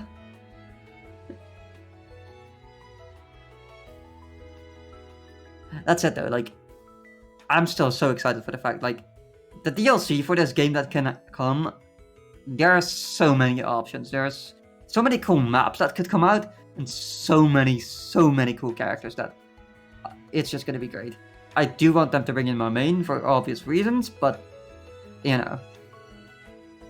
I do want, Scepter, is it right? Scepter? Spectre? Spectre, yes, that's it. I always Yeah, that's want to use a them. female Slayer class, which... Yes. I'm surprised we don't have a female Slayer class in right now, because she's one of the most popular characters in the game. Like, straight up. When female Slayer was announced, so many Slayer players, like, because originally Slayer was just a male Slayer, which is like Berserker, Asura, Ghostblade now as well, which is newer, and some other classes, like Swordmaster, and I don't remember the other name, but there was another one. Originally those were just the Swordmaster class, like there was the Slayer. Then they announced Female Slayer, which is the female counterpart, but she is, unlike the regular Slayer, who his arm is cursed by one of the curses in the game, which is the Kazan syndrome, which just is essentially a demon eating away at you, which is why his arm is the way it is. And he has the thing on the top of his arm to stop that from going too far, basically. But Female Slayer is a knight, essentially. Well, she's essentially a princess from a holy group, from royalty, and she has to escape because her whole kingdom and stuff is to get attacked and all that stuff. And her subclasses all are a little different take on Slayer, where she has a Swordmaster class which functions differently from the regular Swordmaster. Regular Swordmaster is straight up just attacking with a sword, but female Swordmaster uses elemental attacks, for example. So she changes the element of her sword a lot. But she also has subclasses like Demon Slayer, which is straight up the snake sword from Bleach, from Renji, but with demons. She has Dark Templar, which is just, well, it's a Dark Templar. She has a lot of CC abilities, she has a lot of darkness around her. Then you have Spectre, which is just 3 blades, a katana, and she's fast. Then there's another one, which I can't exactly remember the name of it, which is just a dual wielding class. And then you have, there's like the classes for that, but there's like so many classes, which is, it's really cool. Like every class in DFO is based on their base character, which is, for example, Female Slayer. But almost every class has like 4 more classes you can choose from. So there's like something like 62 classes in DFO, which could all still come into DNF Duel, which is crazy. What's crazy is the next matchup which we have on stream. Thank you for the DFO lore. Actually, quite an interesting tidbit. So we'll be looking forward to exploring more of the lore behind this game. But right now, it's time for the brawl to start. It's Hiari up against Jamie, 2 of the strongest players left in the tournament. So sadly, one of them will have to depart. Jamie, obviously the winner of yesterday's EMF DNF, coming back from losers, where she's standing right now as well. So very familiar territory, but Hiari manages to get a hit in, and this will be big damage. No, gets the drop, and Jamie takes the throw, puts Hiari in the corner. Very good teleport out. Yeah, Hiari is not looking to stay in that corner at all. Knows exactly what dangers that will have, but immediately the wall is behind him. The wall is set up once more. The pressure is on. Hiari needs to be careful here, looking to be in Awakening state, yes, but the health is definitely low enough to kill, and here we go. Jamie taking the first round. Very, very good defense here from Jamie, and then the offense speaks for itself. Good run number one, but Hiari starts off the second one in aggressive fashion, just the same. Goes in with the stagger pressure here, puts the fire seal on, but the DP takes the advantage, puts the fire seal away, and it's time for Jamie to take the turn. Summons up the wall, no mana, but the Justice Spear just in time. Look at the guard break for Hiari, guard cancel, no actually not a guard cancel. Low does not get the conversion, the throw will whiff though, and Hiari gets some very, very good damage. The fire seal extends, the combo goes in to respect as well with the overhead, and Jamie hits Awakening. Yeah, Jamie being an Awakening, she definitely has the possibility of getting a kill here if we just get a good moment to actually activate it. Of course, this also is a danger spot for her. Crusader becomes a lot more tanky because he's Awakening, which makes it difficult. Because certain things that you would expect to kill might not kill. Awakening, of course, coming out, and Hiari will just be dying on the spot. In the name of the Lord, of course. Amen. Massive, massive damage blast.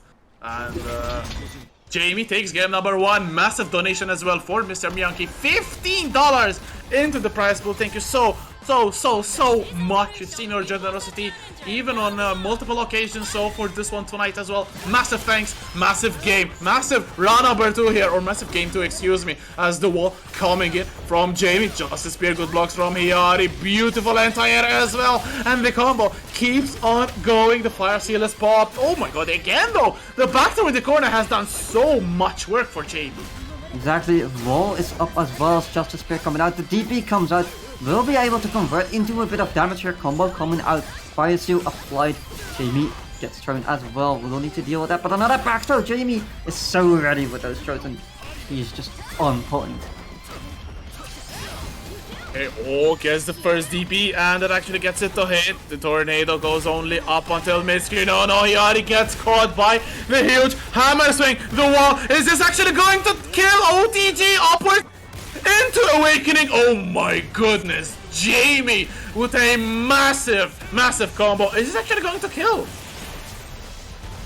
Not enough. It was not low enough, but this doesn't matter. You get the pickup anyway. See, that's the thing. If they're just, this is what I said, like, if they're just a little bit below Awakening health, Awakening will kill. But that obviously, you need to be ready for that. And unfortunately, that didn't immediately kill, but it's still, you had the pressure afterwards, and you're just feeling good. Hiari, of course, quite feeling good as well here with the pressure coming in, looking pretty strong. Jamie getting thrown once more. Hiari puts the pressure right back on, deleting the white hot. Of course, another back for Jamie. So ready with those, trying to deal for another one, but will not get it. Will be blocking. DP is blocked by Hiari, and Hiari is looking to finish this as soon as possible. Gets up the fire tornado as well, trying to inflicting as much damage as possible. Still not good enough to kill the Crusader, who gets a damage reduction in Awakening as the wall catches the hit, but Jamie cannot get the conversion. Good block on the overhead, and now though, look at the guard meter. It's looking a little bit risky for Hiari to continue to defend. Guard cancel comes in, still within range because of the wall in behind. That's the guard cancel. Hiari goes in the overhead and takes a very important round. That guard meter is blinking red, was going to break anytime. It certainly was, but unfortunately we'll be getting hit by the air attack here immediately. Hiari, of course, fighting right back, looking to find something divorced. Needs to get his way in. Jamie's defense quite strong here. Guard cancel coming in. Wall is up immediately. Blubbering Hiari as he's trying to get in. No, gets the combo as well. Jamie, the final mace could take it. The DP over the throw. Very good stuff here from Hiari, but the mana into the wall. This could potentially take it, and it does. Jamie with a very convincing couple of games sends Hiari out of the bracket and will continue to destroy lives in loser side. A very, very well played to both of these players. Both Crusader will live on with the faith of God to back them up. Yeah, that was dangerous. Also, yeah, no, this is losers. You stoner. Knocked out. No. I said Jamie will continue on a loser's side. What do you mean? No, I don't know about that one, Chief. But you know what I do know is that it's time for us to stop. We will not be continuing, unfortunately. But we have two pretty amazing people coming in our stead, right? But before we obviously give it to them, I have to ask you, Rexu, where can they find you if they want to hear more of this Vanguard player? Sadly, not a good Vanguard player, but I hope that I'm a better commentator. If you like what you heard, definitely give me a follow. This is my Twitter down below. And that's basically where I signal my followers when I'm going live. But what regards you, Silent, where can these lovely people in the chat find you? Yeah, they can find me on my Twitter, which is, well, I don't know if that's comment yet. I don't know. Okay, it is. Well, there it is. It's in chat. You can find me on Twitter there. My Twitch is the same. I sometimes stream. It's not often, but I am a cringe DFO expert. I play Dragon Knight, but I play as Elven Knight because it's complicated, okay? In any case, Lazarus and Just Dave will be taking it over. Enjoy. Oh wait. I think we're live. Hello. What's up, chat? Hello. It's your boy, Just Dave. With Laz here as well. What's good? We're coming straight from the brackets. Both of us placing about close to each other. It's fine. We have about equal skill. Do not question. Do not check the bracket. If I see anyone type exclamation mark bracket, I'm gonna get mad. But yeah, no, we're here. It's time for top 8, I think.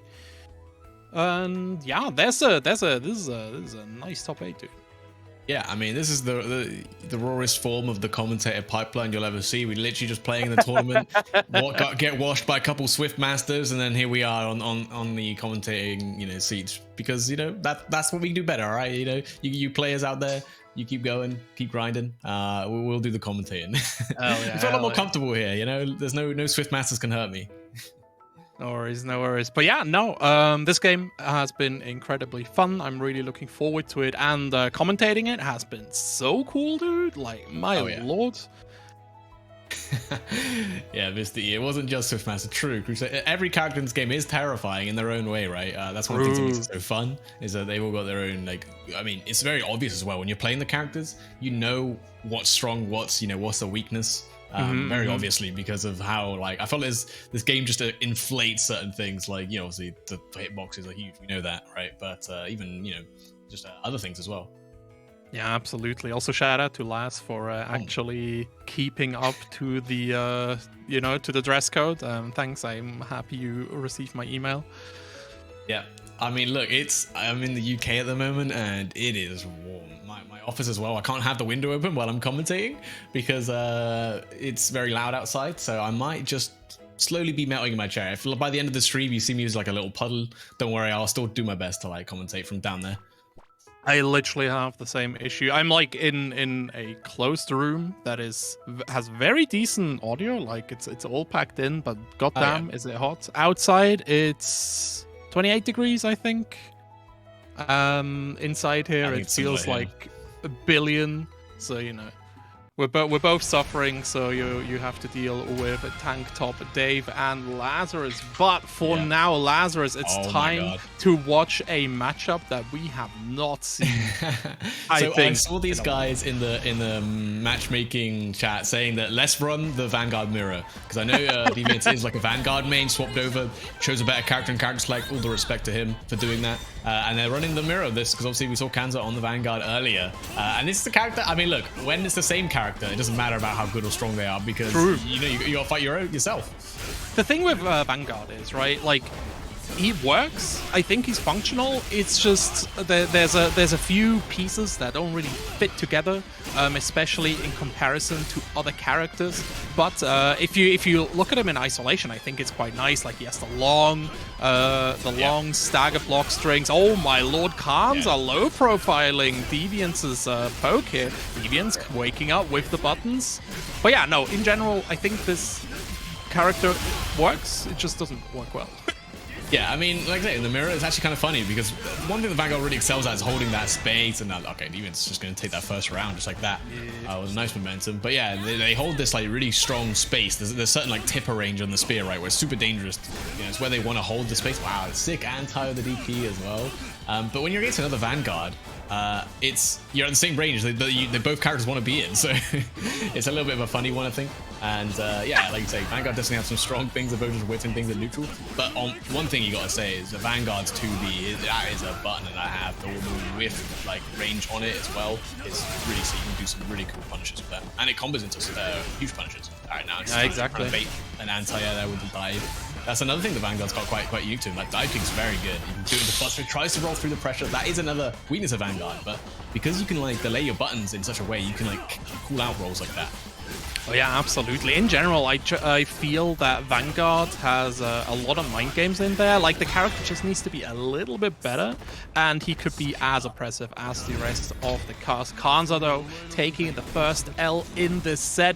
Now, the big question is, will he keep to the agreement, or will he switch over to the Swiftmaster? Because Swiftmaster Vanguard is a completely different story. Oh yeah, okay. He's gonna run the set. Maybe he got a little bit washed there. Just, I mean, again, in the mirror, right? Once you start falling behind, it's not like you've got tools that can really surprise your opponent, especially as Vanguard, right? I think he does struggle to make that comeback because his awakening is fairly weak in an offensive sense. Like, you get to do more guard damage, sure, and that can be strong in certain situations against certain characters. But it's, you know, it's unlikely that someone's gonna let you just guard break you without guard canceling first. Yeah, absolutely. Here we go. So you really want to play around, like, get them down to like below 100 mana. But you know, similar to Striker game plan, right? Oh my god, that shimmy from Kanza coming through. Let's go! Yep. Very nice stuff. I mean, yeah, just turning it around instantly. We didn't even really get to see him play in the last game. But now just running away with that momentum. And again, that's just kind of what you see in the mirror. And catches him running in with that 5C into the whole Wrecker series. Pushing him in the corner. No hard knockdown though. Just putting him in. He's putting himself in the corner. Oh no. Get over here. Get over it. You say you wanted to play some Beauty. Deviance just playing Phonon over here. It's just 4B, 4B, 4B. Put him in there. Kanza in Awakening now though. Like, the damage on Vanguard is really fucking dangerous, so... Yeah, it is good. If he gets the right hit as well, like the dive kick loops that you can do, especially in the corner. But again, you kind of have to find that right hit, and right now, Deviance is going to be happy just holding that perfect spacing. Obviously, there's that 2B! Nice, confirm. That's a hard knockdown as well. You got to run up for a little bit of pressure here. Let's the guard cancel out again. You want to do that nice and early, because... Oh, the 5... I think that was the 5C there, actually, to catch him out. But yeah, you want to do the guard cancels nice and early, right? Because the distancing is just really hard, especially against Vanguard. Yeah, and without conversion, I don't think... I mean, you do have certain ways to blow it up. I think there's an armored move in the Wrecker series that you can go out into, which I imagine would armor through the guard cancel. I haven't seen it happen, but it's a pretty hard call out, I think. Definitely. Okay, now, cancel with the health. Yeah, absolutely. It gets dangerous. Deviance is at 150, so I think he's fine for now. A good conversion here, keeping himself above 100. Kanza, though, finding another opening, goes in. The DP actually connects. He was in the 1 pixel where it actually hits you. The side switch! Oh my god, that's so unfortunate. Yeah, he thought the dive kick with, he swang into it, extended his hurt box, and now what was looking such a good round for Kanza is now on the back foot. Still got the life lead, right? But Deviance is actually only just short out of Awakening, so no access to that super. So Kanza, even if he gets hit here, has a chance. Both characters just trying to wait here. Yeah, okay, guard cancels out. Look at his guard gauge, trying to protect that too. Now finding an Awakening, and this is a dangerous spot to be in if you're Kanza. You can't really guard cancel from that range. Nah, you can't guard cancel from that range, and he only has 1 ball remaining. Oh, gets the jump in, doesn't get the combo though. Guard cancel though. Oh my god. It whiffs. There's no conversion there. He didn't manage to combo off of that DS normal there. Yeah. Trying to bait something. No DPs, no DPs, DPs. Oh, he's just waiting for the timer. Of course, he's smart. He doesn't have to do anything, even the oh no, he got something. Oh, into the Awakening. That's just gonna land. That's I don't know if it will kill. It's gonna be close. I think it'll kill. Oh, he's alive, but he does he have the health. It's fine. The DP Kanza! Oh my god. Kanza makes it. That was sick. What a second game. How did he make it so scrappy? But hey, that's Kanza right there. He's clutch. We've seen him in many other games. Now is a DNF enjoyer, and he's still clutch here. Oh yeah, absolutely. I mean, look, Kanza has shown his his skills in classic games like Street Fighter. He can play anime games too. Like Kanza is just an incredibly skilled player overall, but Deviance on the other side just very, very persistent as well. So Kanza really has to work to get in on him. No mana available on Kanza now. Deviance there with the whiff punish. A lot of mana inconsistency here, and both people really, really trying to not use mana moves during the block strings to not give the opponent access to either Awakening or the conversion. Yeah, there's a one mana he can still do, especially the dive kick lands, but trade, so he can't come off of it. But again, with a nice life lead here, he's happy to setting it back. You gotta watch that guard gauge, but it comes back fairly quick if you're not blocking anything. So again, Kanza's got access to conversion here. The 2B, the footsies, just dashes up just to get into range and clips Deviant and not watching his toes. And he's on set point after that insane game 2. Yeah, that was kind of sick. Big shout outs to SaltyEU with the 305 direct contribution. I don't know if you found that like on your couch or wherever, but we appreciate it. It was good. Amazing. In that situation, just gets out, crosses him up with the dive kick, so he takes the corner away from Kanza and lands a hit too. And yeah, gets the dive kick, OTG for the full extension into the hard knockdown here. I mean, yeah, it's not the scariest mix, but you got shimmied anyway. He's not gonna die off of this. I mean, nah. But you're gonna have to guess for game. This now the throws kill, which is such a scary situation because that means you can't just take the throw. Yeah, definitely. Dangerous. Trying to go for the frame trap here with Kanza. Oh my god, Deviant's just not biting. Yeah, mana slowly coming back. That DP for the anti-air Deviance, using it as God intended. Super sick stuff. That's like, I mean, people complain about that DP being like, oh, it's bad with some crouchers, but have you seen like that you can just stop people jumping in like crazy? You know, people playing Hitman, he's got a DP, but it sucks at anti-airing, and I'm sure they'd love a chance to have Vanguard DP in some situations. Or the 5B lands, and that's caught in backdash, and backdash in this game does not have invulnerability frames, I'm afraid. You can take a lot of damage. You just go airport. It's so weird, right? But yeah. You just have to know it. It's one of these things that you just have to know. Let's go for the frame trap. Another one out there. Kanza still running into the preemptive button, being stuck out by Deviant here. Deviant has access to Awakening, but I don't think he's going to use the skill just yet. Gets blocked. Dude, Kanza is in a lot of trouble. Yeah, he's in a bad spot, and he's just in Awakening here, so you got to be so careful. He's got conversion as well. Doesn't use it. Just regens the health up. Pokes. Deviant out. Now Deviant's looking for a guard break for sure. Nice DP though, gets him out of the air. The cinematic, the throw, the shimmy, he recovers in time for the DP. Not enough to kill. The roll. Oh no! Spaced it out this time so he doesn't get clipped by the DP. That's not gonna happen twice. Kanza with the 2-1, actually clutching it out here. Good run back. Jesus Christ. Yeah. After that first game, it didn't look so good, but Kanza taking it over Deviant in the mirror. I mean, they said they're going to run it, and I'm glad they did because that was hype. It's not very often we're going to see much Vanguard, so being able to see 2 at the screen at the same time. Ooh. Guaranteed Vanguard? Hell yeah. All right, Vanguard top 8. Can we just put everyone as Vanguard? Yeah, Vanguard only tournaments. That would be pretty hype. That would be true footsies. That would actually be true footsies. That's Street Fighter right there. Hell yeah. Yeah, I'm glad we got to see him, and obviously this is the losers bracket, so Deviant is out. But yeah, I'm sure we'll see him probably next week. Making a top 8, not bad, is it? No, definitely not. Big shout outs to Deviance. I'm really surprised that Deviance is playing the Vanguards. I would have I guess he likes the big buttons, but there's others with similar. I actually saw Deviance on the Berserker. I'm gonna be honest. Well, you know, he played Swiftmaster versus me, so there you go. Played them all apparently. Pog. We need some Enchantress and Launcher, true. And what about Lost Warrior? No one's saying Lost Warrior. I guess I was on stream earlier actually. We did get some. Yeah. That is very true. I think coming on next we're gonna have got Guessing Game versus Acnologia. Is this winners semis, right? This is winners semis. That's correct. And I don't know. This matchup is really volatile. I think if Acnologia lands a hit and Guessing Game is below 100 mana, it's just gonna be rough, right? Yeah, I mean, that's what they look for, and especially I don't know, as Grappler, you do have a reasonably high guard gauge, so it can be a little bit harder. But your guard cancel does kind of suck. And all right, I guess Guessing Game knows something about it because he's not even going to try the Grappler. He's going to go straight for the Crusader. Yeah, absolutely. Acnologia, one of the, like, he's been believing in Striker second one, and he has been carrying this character all the way to the top. It's the bunny outfit as well, you know, we love it, we love it. Shout outs to my MHA fans. What, My Hero Academia? Oh, you think that's... I guess, yeah, you're right, I can see it now. Oh, yeah, that's the problem, right? You're playing Crusader, you're a big, tall boy, you're going to get instant overheaded just like that. Yeah, absolutely. Yeah, that character is really, really rough. And, like, the Striker has a unique privilege of having a safe DP, I guess? Oh, my God. Yeah, that's the thing with Crusader, right? Like, yes, you can technically catch them with the wall, but if you don't catch them, suddenly they get a free wall. Yeah.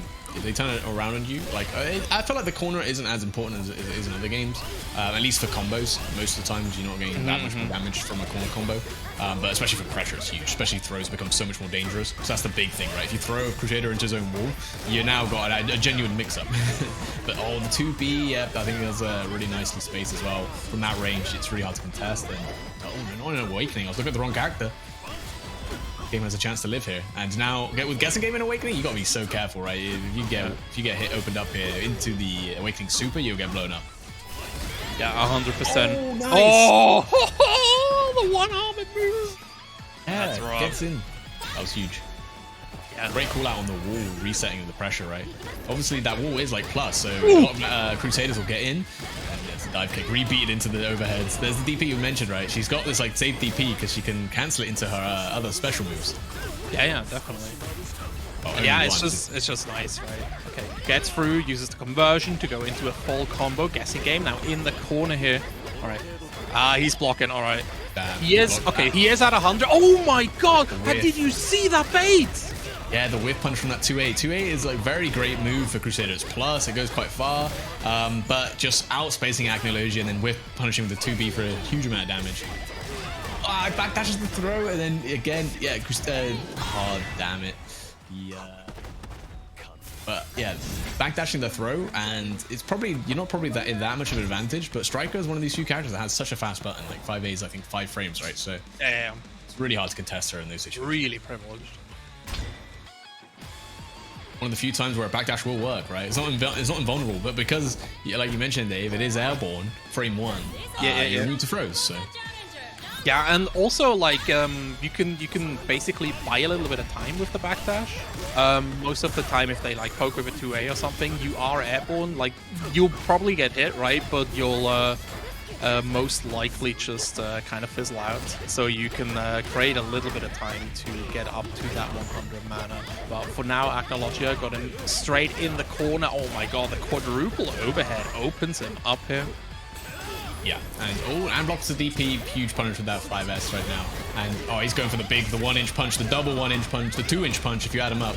And dive kicks. Oh, he based the throw. That was so sick. Yeah, when that dive kick whiffs, it's like a fake meaty into a throw setup.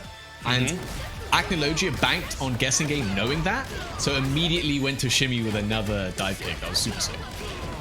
Yeah, that dive kick is just so incredibly strong, and you can if your inputs are good enough, you can just keep chaining them. Like, oh my God, try to go for the whiff punish here. Good conversion on Guessing Game here to get access to another guard cancel. Yeah, flashball going through, backdash goes in the air mallet into the wall. Acnologia just keeps blocking all of this pressure. And you know what, Guessing Game's running out of mana. He's gonna get a chance to regen up as he's getting hit here, but it's still a scary situation. Another guard cancel, spending so much mana just to get out of these situations. And now you don't have mana. I mean, this is Crusader, it's very hard to guard break him, so it's not gonna be happening. Acnologia ran out of mana themselves, so now still stuck in the makeshift corner, gets opened up. Is this the winnable right here for Guessing Game? He can find one hit. Doesn't need much. What he does need though is mana. Come on, you can do it. Conversion from Acnologia gets him in there. There's only 20 mana available. The guard gauge is really, really big, right? Yeah. So we might. He had the mana to make it happen, though. Oh my God, he's just gonna get guard broken. GG, shake my hand. Oh no! DP, and he was mashing it. Of course. Why not? It's a true string. Just mash DP and pray. But Acnologia actually dropped it, but blocked the DP anyway. Oh, that was nice. That was very, very nice. Well played. Well played. Acnologia. Putting Guessing Game into a Guessing Game and winning really, really hard. Yeah, and I mean, guessing game obviously not playing the Grappler. Again, maybe that matchup really is that much worse for Grappler. When the Crusader stuck it out, didn't want to change back. But yeah, either way, I think it's going to be rough. Striker is definitely one of these stronger characters in the game. Absolutely. Talking about the strongest, we want to find out, of course, who is the strongest in DNF, and this tournament is only the prelude. If you do not know, this tournament is an official qualifier for Reversal's Renegade event. If you are familiar with Wanted, it's very similar to that, but has a distinctively different name. We are playing on EMEA PC. We have 4 players, 2 guests, 2 qualifiers. It's a 1st to 7 bracket. We are one of the qualifiers. I think the second qualifier hasn't been announced yet, if I'm not mistaken. But yeah, the 2 people that are already invited are, of course, Mystic Smash, you know, #1 in EMEA, the best player, as well as Cax, who is a very, very promising Ghostblade. Yeah, I think they won it last week, right? So yeah, exactly. Yeah. I mean, I'm definitely looking forward to it on the Monday. I think there's still, one invitational slot they haven't announced yet? I can't. So I think one person's going to qualify through here, and then there's one more who might just get invited to the event. Yep. Yep. But yeah, it's gonna be nice, and the event is going to be, of course, on Reversal's Twitch channel. So make sure to follow them and follow them on Twitter while you're at it. If you want anything like FGC in Europe, Reversal is gonna be the place for that. Trust me on that. They are doing great stuff. Honestly, their content is like S tier, their Swiftmaster tier content. And definitely go follow them. It's great. I'm looking forward for them actually going into their phase 2 of the Reversal project and looking at doing some events, kicking it off with DNF. Here we go, kicking it off with DNF. We got Kanza. He's actually still rocking the Vanguard, maybe feeling himself a little bit after the Vanguard mirror up against Fabry on the Crusader, as we've seen him. He just posted in chat, like, if I lose, more boss for Vanguard, and if he doesn't lose, you know, he takes the set, so it's win-win. Oh my lord, the roll gets called out here, Fabry with the massive damage. Yeah, air reset into the meaty 5A as well, just a really bad situation to be in. And already, look at the damage, man. I mean, I actually think Crusader's damage is one of on the lower sides, but if he gets the right hit and manages to juggle you into literal space, up into the heavens, if you will, that's when it hurts. Yeah, exactly. Like, the thing with Crusader is, again, like, he doesn't have the threat of big combos except for some very specific starters, but his pressure is just so immense. Oh, that counter was gorgeous! Converts off of it as well, Fabris! Oh, not enough to kill, though. Which, you know, leaving anyone alive in this game is always terrifying, because even with a fraction of health, I mean, right now, the thing is, right, when you got this little health, you don't have access to conversion, but you still have access to your Awakening super, and it does not. Presses 2B, slightly too slow. Fabry's 2A is way much faster. Yeah, definitely. Yeah, this might be a rough matchup for Vanguard, because obviously if you, in Awakening, you're going to be looking for those guard breaks. Even outside of Awakening, you're going to be looking at poking people's guard gauge down.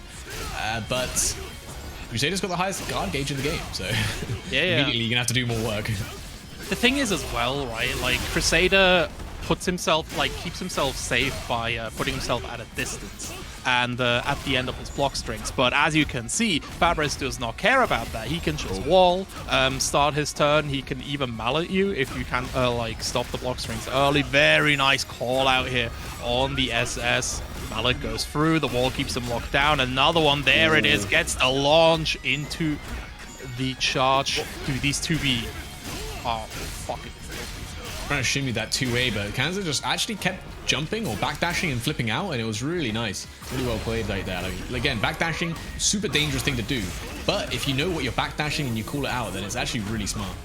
Rolls in on the projectile, has 200 mana and an Awakening super available. We're punished with 5A into pickup as well to take the first game. Yeah, this I mean, you can see actually when Kanza's got the health lead and he's got the positioning, Fabris has a little bit of a tough time to break that spacing. But of course, he doesn't have to break the spacing. He's got a wall he can summon from full screen.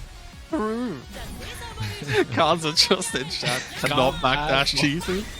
Oh, yeah, the holy, no matter where you try and run, Jesus will find you. Definitely. Nice use of the guard button there, evading these ambiguous cross-ups. The conversion goes right into the combo, nice, and the full distance OP as well, just to be able to evade the DP. The DP is armored, right? So it's still gonna be rough to punish, but at least you don't get hit. Yeah. Yeah, it was good. He had the range as well to punish. It wasn't the biggest punish. He rolls in, nice, on the big hammer. Yeah, that's a guaranteed punish if you manage to call that one out. And yeah, it's close enough to get the dive kick loops, and the knockdown, goes for a throw, and then now the trade. They've both got the 6 frames. Oh, and that's going to be unfortunate there. Actually, I think the hit stun on the Crusader side allowed him to combo from it. Oh, no. Actually, spending the awakening super early. I don't agree with this.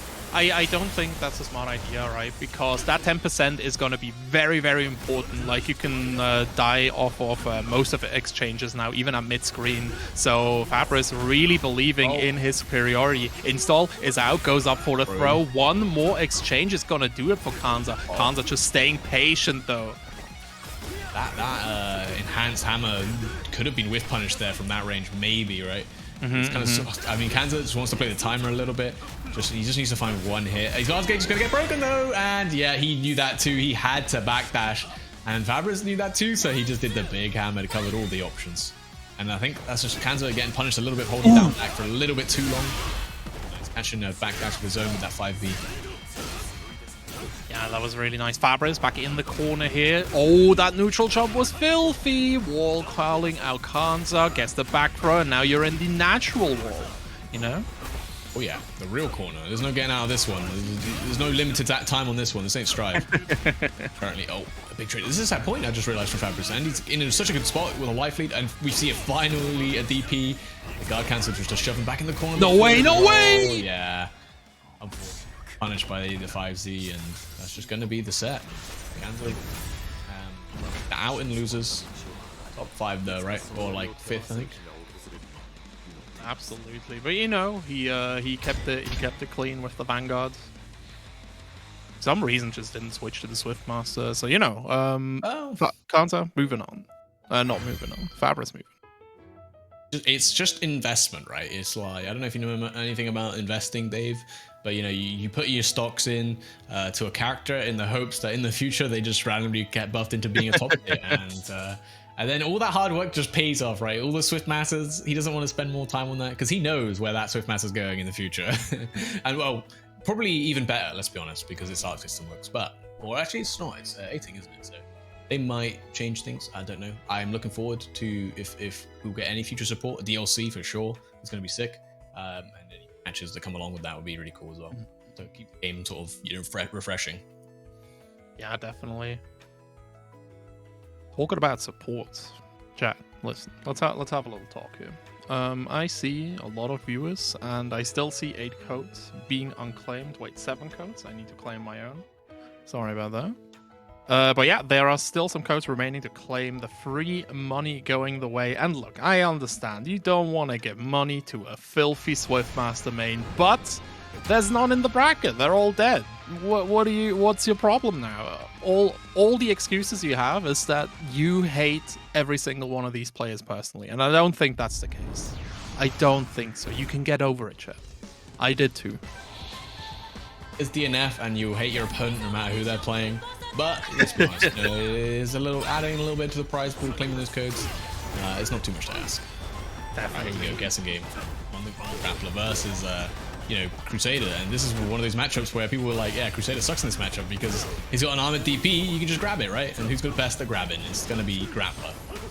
Yeah, I have some lore here. I have some lore. I commentated EMEA yesterday, and Jamie was actually put into losers by guessing game, and then defeated Yalis, who's like the grappler in Europe, to get into winners finals, like grand finals, and take the whole thing. So Jamie definitely has a really, really good game plan against Grappler, but guessing game just knows how to get into her brain. Oh yeah, just because they can grab your DP doesn't necessarily make it an instant 9-1 matchup. Like, there are certain characters in this game who just don't have DPs and, you know, still can win the matchup for sure. Nice, confirm, and yeah, into the awakening, 200 damage minimum. No matter the scaling, is always going to be killing here.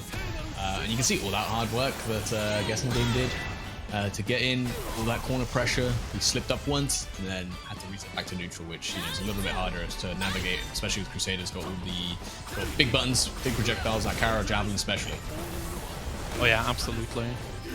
Jamie though, like Jamie doing such a good job at controlling the space. Guessing game though, getting like that's what you want to be doing against a player like Jamie, right? Like you do really weird rhythms, you keep changing it up with these conversions, and you just make them think a bit too much.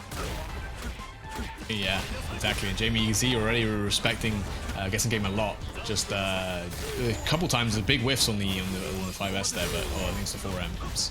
But didn't get punished. And now guessing game in Awakening. That's a raw meat tackle with the conversion combos. You could just die. Oh, you're dead. She's dead. She's dead. Yeah, that's gonna be it. Nice. Oh my! Look at the damage. Oh my goodness. People, you can't.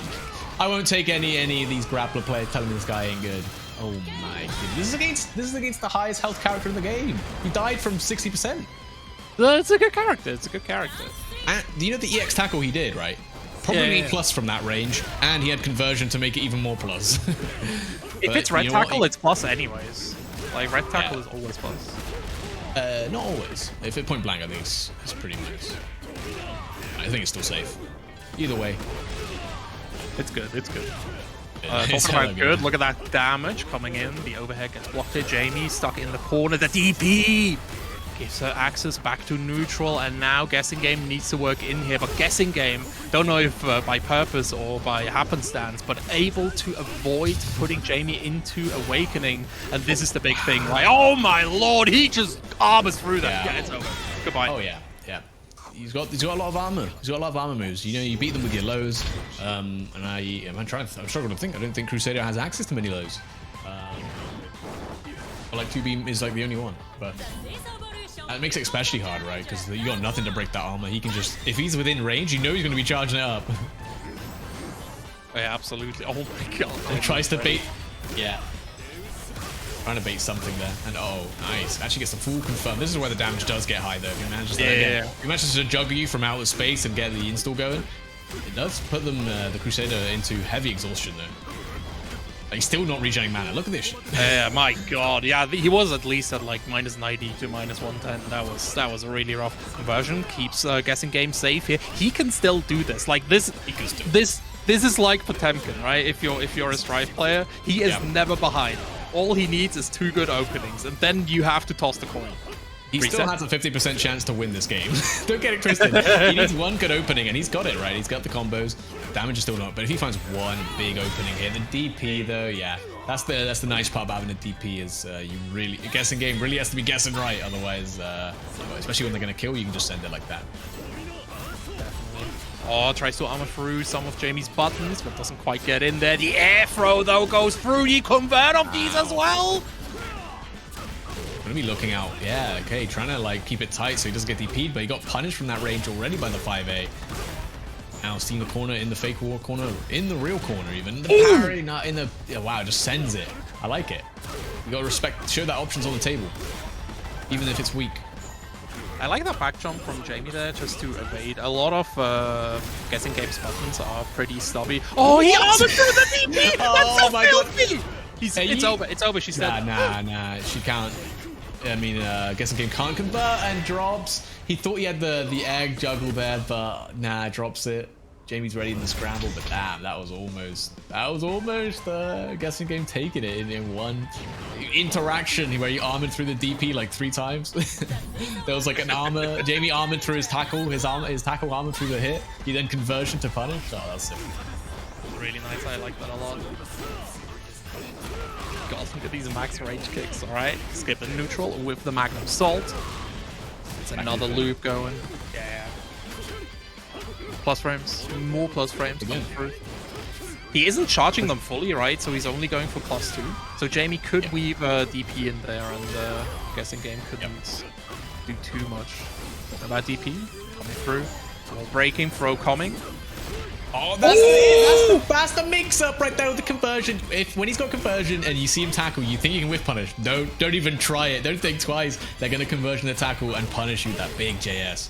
But luckily, that wasn't enough for Jamie to die. He's in Awakening now. All the pressure, the roll gets caught by the 5S. There's going to be a ton of damage. Wait, nah. You're just dead. Never mind. That's more than a ton of damage. Conversion into the Awakening Super to take a round and put yourself on the set point. Yeah, it's getting closer and closer here. And again, don't forget, chat, this is a run back from EMEA, right? Like, Jamie has something to prove here, especially against Guessing Game. She knows she can defeat Yalis, but she needs to defeat the second Grappler in Europe. The second Grappler, oh, again, juggled from outer space. This is what I'm talking about. Look at the damage. Again, heavy in exhaustion, but, I mean, you take what you can get for that much damage, sure. Ooh, the parry in between the gap and the 2As. Fully charged, super plus. Yeah. Another one. Oh, that throw! Filthy. Ooh, 5B hits, but no conversion. That time, caught Jamie pressing something. Trying to create space, just backdashing, just trying to get out of there. Get away from this Grappler. He's on me, on the 5B. Oh, no! He doesn't punish, and now he's going to... Oh, is that going to be enough to kill, Dave? Oh, it is. No. But the reset is going to do it. Jamie gets the overhead 2-1 by the skin of her teeth, defeating Guessing Game, throwing him out of the tournament.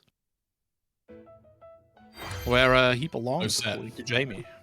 Good set, man. Yeah. A couple of, mistakes from Guessing Game and Jamie, both sides, but sometimes that just happens, when you're playing in a high stakes tournament.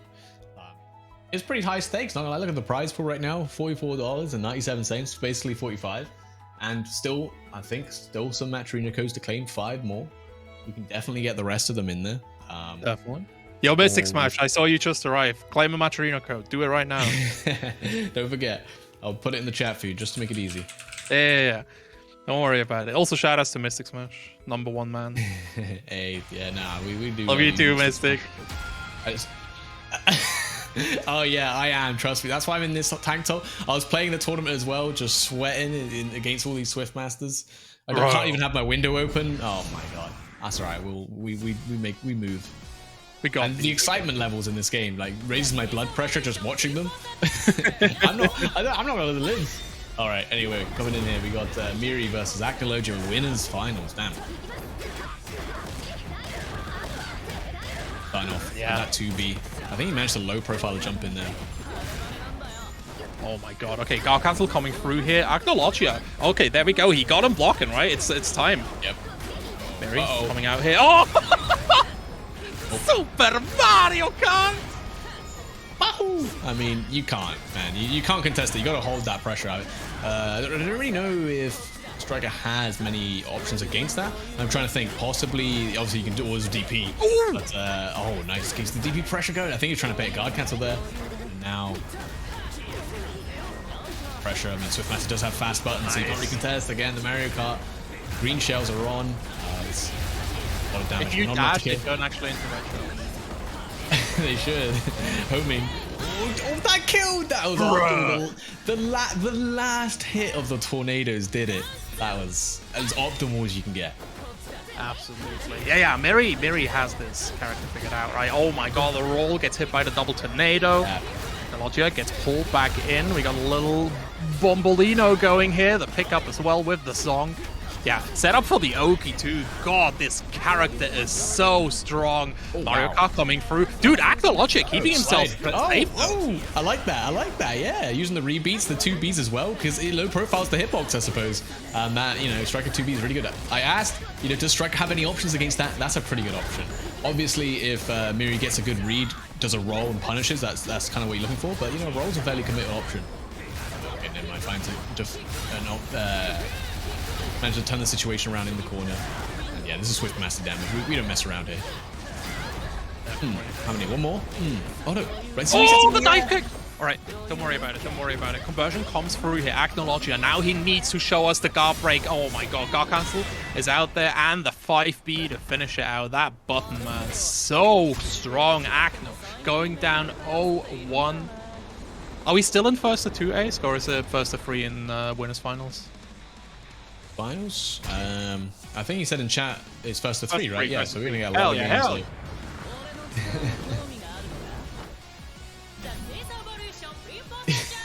Yeah, when will SaltyEU be banning Swiftmaster? True.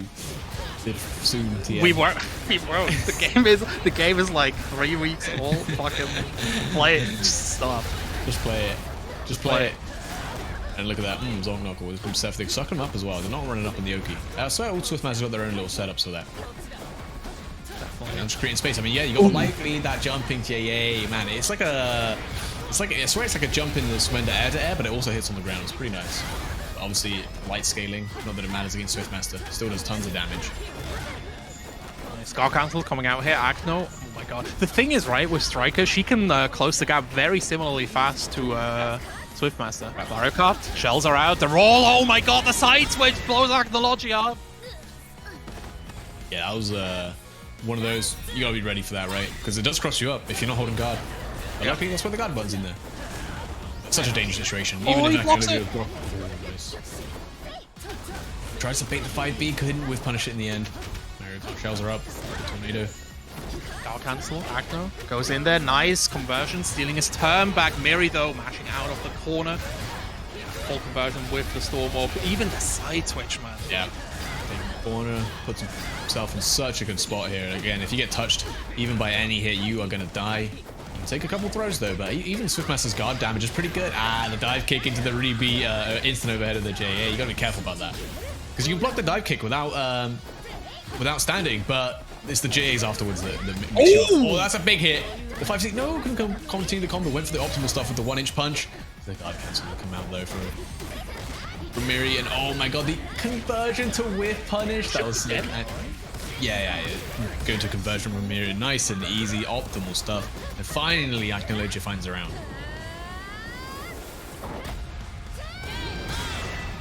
Nice, yeah, kills him really hard. That's what we like to see, right? Like just murder the Swiftmaster. That's good. And Acnologia has the tools here, but needs to play around Mirri. And Mirri has been playing this so excellently, right? Like just stay in there, stick out some big buttons from time to time, and if Acnologia is too passive, he starts going for the Mario Kart mix-ups. Yeah, right. I mean, kind of set up whenever you want. There's that dive kick, nice punish as well. We could try and reset him as well. I mean, well, why not? Keep your pressure going. Keep the next hit would have killed, especially with all that chip. The throw that's going to put you in the corner though. Not good enough to get Oki, but that's all. Uh-oh, counter hit. This is going to hurt. It's out. Oh wait, no, he has so much chip. No, you're not dead. There's no way. But if anyone's going to do it, Mirri could. Oh yeah, definitely. No, he said another. He said another orb. Oh, he's dead. He's dead. Yeah, it's over. He died from 90%. Oh, yeah, no. I mean, he had chip. He had a lot of white life before he got hit. But that one don't feel good. Let me tell you something. Still one more game though. He's not out of it yet, right? First to 3, and Acnologia definitely was looking a lot better at that game until he got hit by the Zeno. It's 2-0 for Mirri here. Acnologia definitely. Acno, get back in the lobby. Get out of chat, my man. Bro, I was typing in chat when I was losing on stream. Mystic's definitely gonna change his mind after this one. He hasn't fought a single Swiftmaster. Yeah, this good. I do think obviously he's extremely strong. I think there are ways you could play him which would make you think, yeah, this guy needs to get out of here. The damage is definitely high, but you know, a lot of characters have very high damage, so it's not really a contention point. Make him, you know, ban-worthy, whatever. Yeah, definitely. I don't know. I'm not good enough to even participate in that discussion, so I'm not even gonna indulge it. What I'm gonna indulge in are these combos. Look at this slick. Yeah. Yo, Cody impression only commentary. Let's go. Hell yeah! Oh, the dive kick skipping.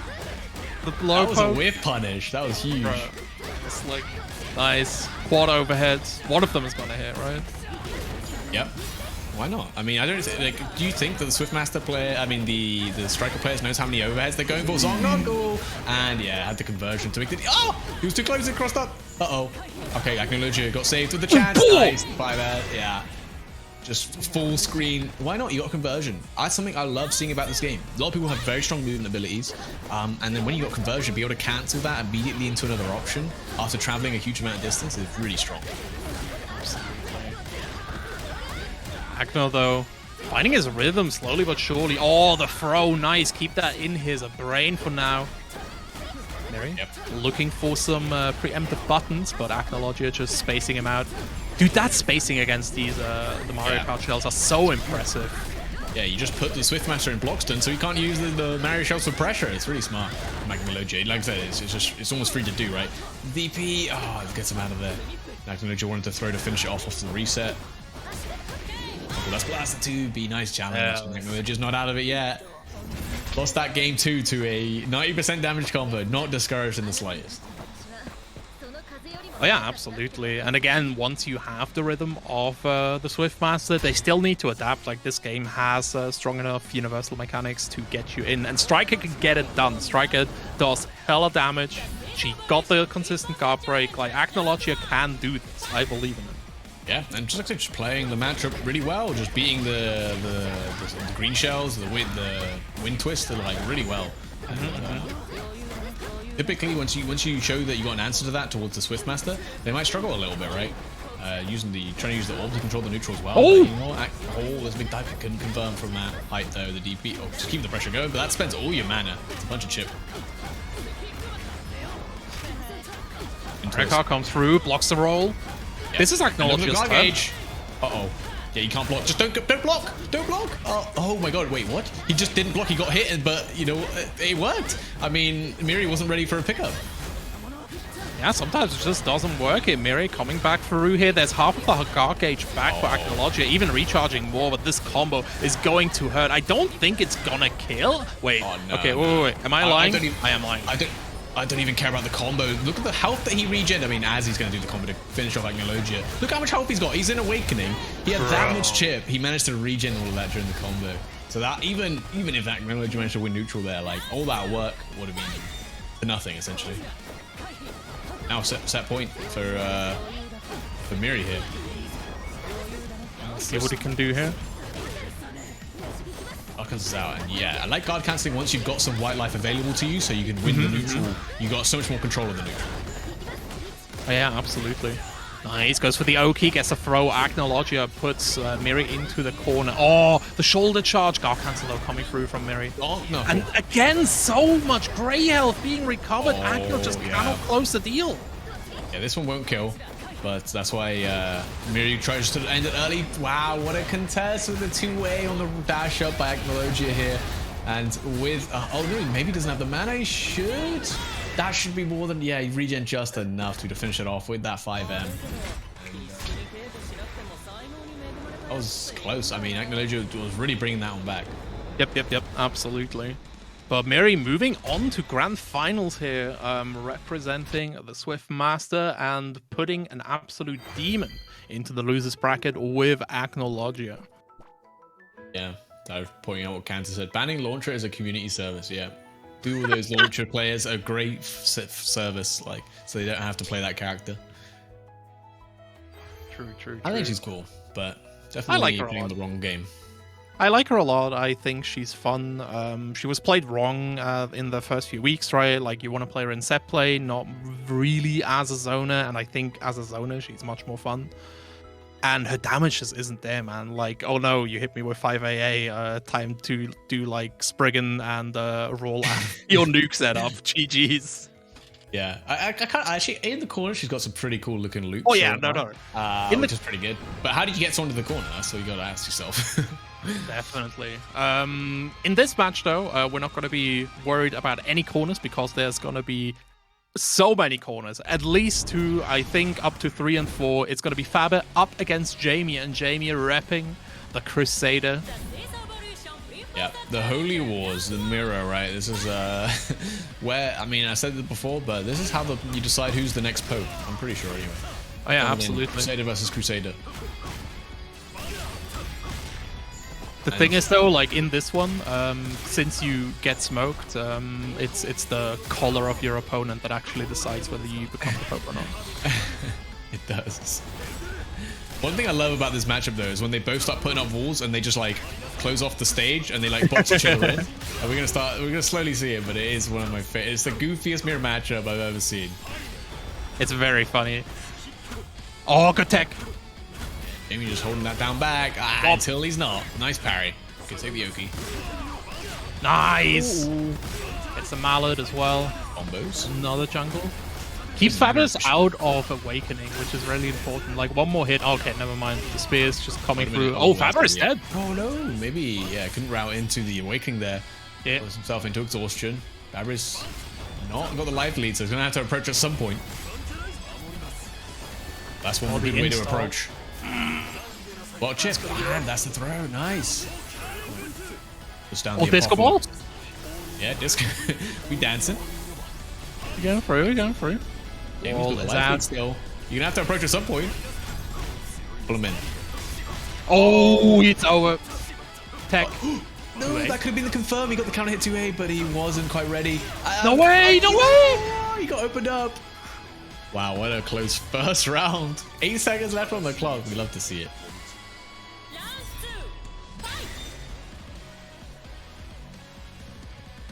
Alright, Jamie needs to restart. Well, change your super button to record. Look, Jamie, listen. Trading mode doesn't work anyways. Yeah, the way you try and it. Why are you laughing? In the games. All right. What are you doing? All right, Fabric taking this first game here, 1-0. Yeah. Gonna take it. I mean, it's how it is. Sometimes it's on you to get your buttons right. That's all I'll say. Wait, we're restarting game 1? With 1 round up for Fabric. All right, Tio has spoken. Fair enough. Sounds the most reasonable way to do it. Absolutely. While we're waiting for Jamie to get the restart chat, there are still 4 codes remaining. Exclamation mark Macharino in the chat. Make sure to get these codes done before... If you don't claim a code, Mirri will be in your next ranked session. I can guarantee that. You'll go against 10 Swift Masters in a row, and they will literally all be Mirri because the matchmaking in this game is a little weird, and for some reason, when you match against one person, you have like a decent connection. It's like, all right, time to run the net in the first of 10, involuntarily. The main thing I would really like is in Under Night, when you go online, once the ranked match is over, you can invite them to a player lobby and just run the set there to actually learn the matchup. And that's what I would love to do, like just find somebody. Ooh, wait. Fine games need that. Did he unbind his like move button? No, first round, of course. Yeah, Faber is saying. Yeah, I've forgotten about that already. You see where my brain's at. Big hammer, 1 down. Hammer down! Oh no, he's recovering. A little breather before he took that round. Alright. Hard work. Holy wars. Sins of the Holy. Yeah, DP. Brave. Sometimes you gotta let her rip. Mallet comes through as well. Nice pickup with the wall. The Che-B connects Faber on his hind legs now. 170 mana available, so there is a Guard Cancel available. Oh, he tried to go for it! Yeah, 5B from downtown. I mean, 5C. S. Why do they go? I'll get it right eventually. I mean, it's not my fault that they chose the most awkward, but face the parry. Nice throw. I mean, probably could have got a bigger punish, if I'm honest. I don't know what the recovery on the parry's like. Gets punished with the wall though. Good pickups. Still in the real life corner and tries to roll out. Gets caught by the edge. JB. Bill gets out though, right? Yeah, pulling this round. But I mean, are you ever out versus Crusader? Oh my god, my throw's bigger than yours. Oh, they both walled, but Fabris just took that walled slightly quicker, maybe 1 or 2 frames, and that's what it comes down to in the mirror, right? Sometimes because you got the same frame data. Yeah, exactly. It's just such a mind game, right? Like, oh, are they gonna do it? Do I want to be faster, or do I like play into the whole idea of being faster, right? Because you can go for these optimal wall options and then just roll when they want to do the wall. Nice, Jamie going with the trademark counter. Jesus Ball goes through the DP, freeing Faber from his cage, but the wall catches him out of the air. This is going to be a big combo. Can't be jumping like that. Yeah. Especially not against Crusader, right? That wall hits infinitely as high upwards as well. That hitbox is funny. Definitely a DNF move right there. 6M just to push him out. I mean, yeah, when you're full screen though, it's not really something to be that worried about because, oh, tries to go for the really big confirm, but he actually just doesn't even get there in time. Fabris has that conversion available. But his guard is looking pretty beat up. You gotta be careful here. Oh, yes, guard break. Oh, no, guard cancel just in time. We literally just built the mana for that. I was incredibly lucky there. Wow, that was literally like a frame away from losing. Gets out of exhaustion now. Faber goes in. Good tech from Jamie, just staying patient. The wall is out as well. Jamie's just biding her time, right? Waiting for that mana. JB, second JB, crosses up. Faber gets hit. No awakening available though, so Jamie needs to find one more opening. Yeah. Trying to fish with it with the 6M, the Kara Javelins as well. Aaron eventually takes his turn back, uses conversion after that 5S. Sets up the big, the install, right? The big armor move. And now Jamie's gonna have to hold all this pressure, lands a throw. But that's not close enough to the corner to get any kind of Oki. 9 seconds left, another one going down to the timer. But James gonna regen all the life, you gotta do something. I tried to fish with the 6M, but Jamie, this time, a bit quicker on the draw. Start 5A, yeah. Sometimes you gotta let it rip, right? And Jamie hasn't done it too much recently, so yeah, Faber was the one to go for it. 2 A's. These stagger 2 A's are so damn good. Yeah. I mean, yeah, round start 5A, what's the worst that can happen? You trade with their 5A? Like, run a throw, gives the Oki. Uh-oh, 5B. Oh no, drops the combo. It's gonna give Jamie a lot of opportunity here. Good DP. Ooh. Faber had the right idea, right? Like, just didn't quite work out. Boxing in. We in the ring right now. Me. I'm trapped in here with you. Oh no. Falls out. Oh! RDP. What a sick anti-air. That's nice. I like that projectile conversion just to take control of the neutral. Get some pressure going. Sets up the install for the 5B, and with awakening right here, you got to think this is going to be more than enough. Not there actually. Yeah, without the wall. Oh no, it's still going. It's still stopping. Hey. Really making sure here. I mean, Crusader's healthy. Yeah. Jamie is aware of the optimizations, right? So she went for that additional OPG hit. Oh, the wall! No way. I think Fabris did the same thing, but he just didn't do it on wake up. But actually, it might just be plus, like after the super knockdown. You might be like +2 or something. It's a good question. I Yeah. Let me check that. OTG resets in this game, like off the ground, like into the extensions on combos, are the worst things for commentators because, like, oh yeah, they're dead. They're not dead here, and then it's like, oh, they're actually. You can OTG like 6 times, by the way. Yeah, it feels so bad too. Like every time it just looks like, oh yeah, the combo is over, right? Let me tech it. Then you just get picked up for another round. Get taken for a ride every time. Iris, access to conversion again, but it needs to be able to get out of this corner. Getting that guard gauge is getting whittled down. Crusader's got a lot of it. Ah, oh, nice wall though on the Kara Javelin. Plus enough. Using the conversion to extend the combos as well. You get the most out of it because, I mean, when you conversion, you also get a bunch of mana back, depending on how much health you sacrifice, which can be huge. Just with the neutrals facing afterwards. Oh, they both press 5C again. No just way. 1 second quicker. It's a game of frames. The game of frames, nobody loses. Yeah. Fabry coming through here, double 2A, putting Jamie into the corner bar. The Kara, oh my god, grabs the DP. That needs so much balls. Yeah, I mean, it is, but at the same time, you know, if you mess it up, what? You just get hit by DP, you're not going to feel too bad. Oh, Crusader can't crouch under the projectile, I just realized. That's funny. This is a 10-0 matchup suddenly. Back throw out of the fake corner. I feel like whenever you see that back throw, that's your opponent just holding down back as they throw. It's rarely intentional. Yeah, I see that. Oh my god. Picks it up here. Oh, the whiff on the OTG. Yeah, that was a punish as well. Yeah, Fabry taking it in the end. 2-1 over Jamie. Whose faith is stronger right now? Fabry's faith is looking a lot stronger, right? I mean, I think they're both playing this matchup really well. I'm really liking the way they're doing it, right? They get the life lead and they kind of try to run away with it, just set up with the strong projectile games, the strong buttons as well. And yeah, that's kind of what we're going to see. That's why all these rounds have been going so long, right? Because another one to make a huge mistake versus the other. Oh, yeah, absolutely. And especially, again, like, with a low damage character like this, against a high HP character like this is gonna take a long time. Spear of Victory comes through here. Oh my lord, she blew it up again. That setup has connected consistently. DP block to Jamie! Punish. Uh-oh. He's in exhaustion, but he's gonna... So many hits here. There's so much left of the combo, but he still doesn't regen the mana.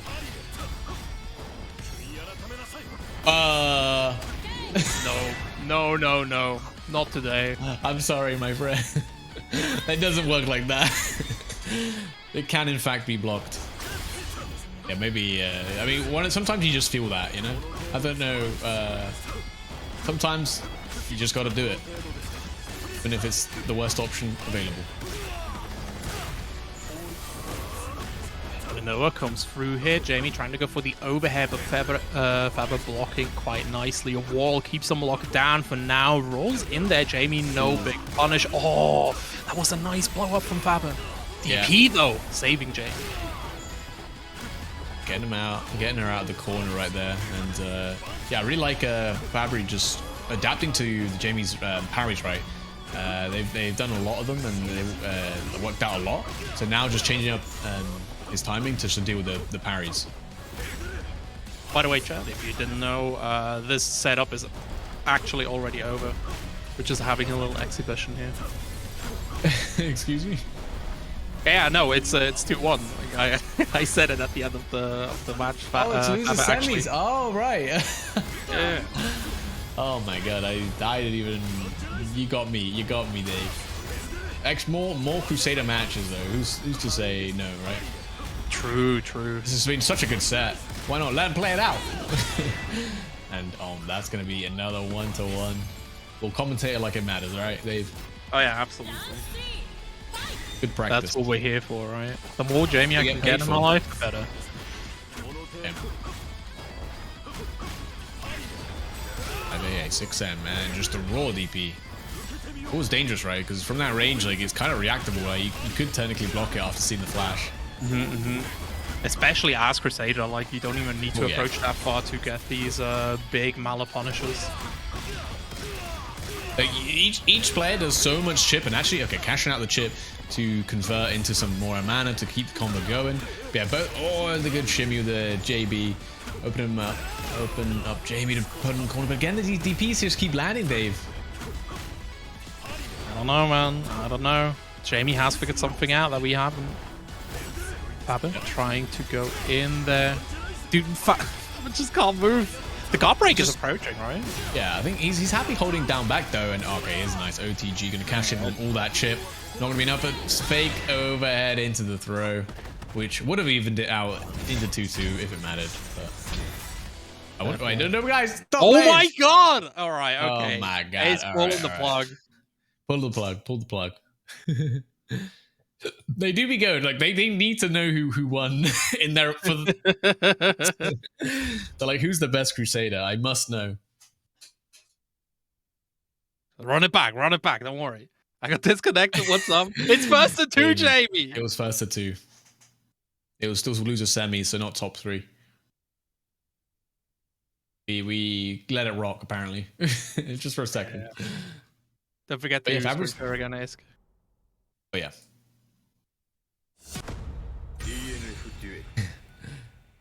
Los Angeles, GG's. Yeah, they'll both enthralled by the mirror. They just couldn't actually stop. It was a good set, to be fair. They're both fighting it out. How many rounds went for the timer, or like almost the timer, like at least 3. Definitely. Nice. Ace going with the good all. But yeah, it was a fun match to watch in general. I think like this mirror and Troubleshooter mirror in particular is a really interesting to watch. All right, why do you think that? The Troubleshooter one specifically. Troubleshooter mirror is really interesting because Troubleshooter is a lot about like preemptive space control, right? So it's all about this whole mind game of who's going to control which part of the space.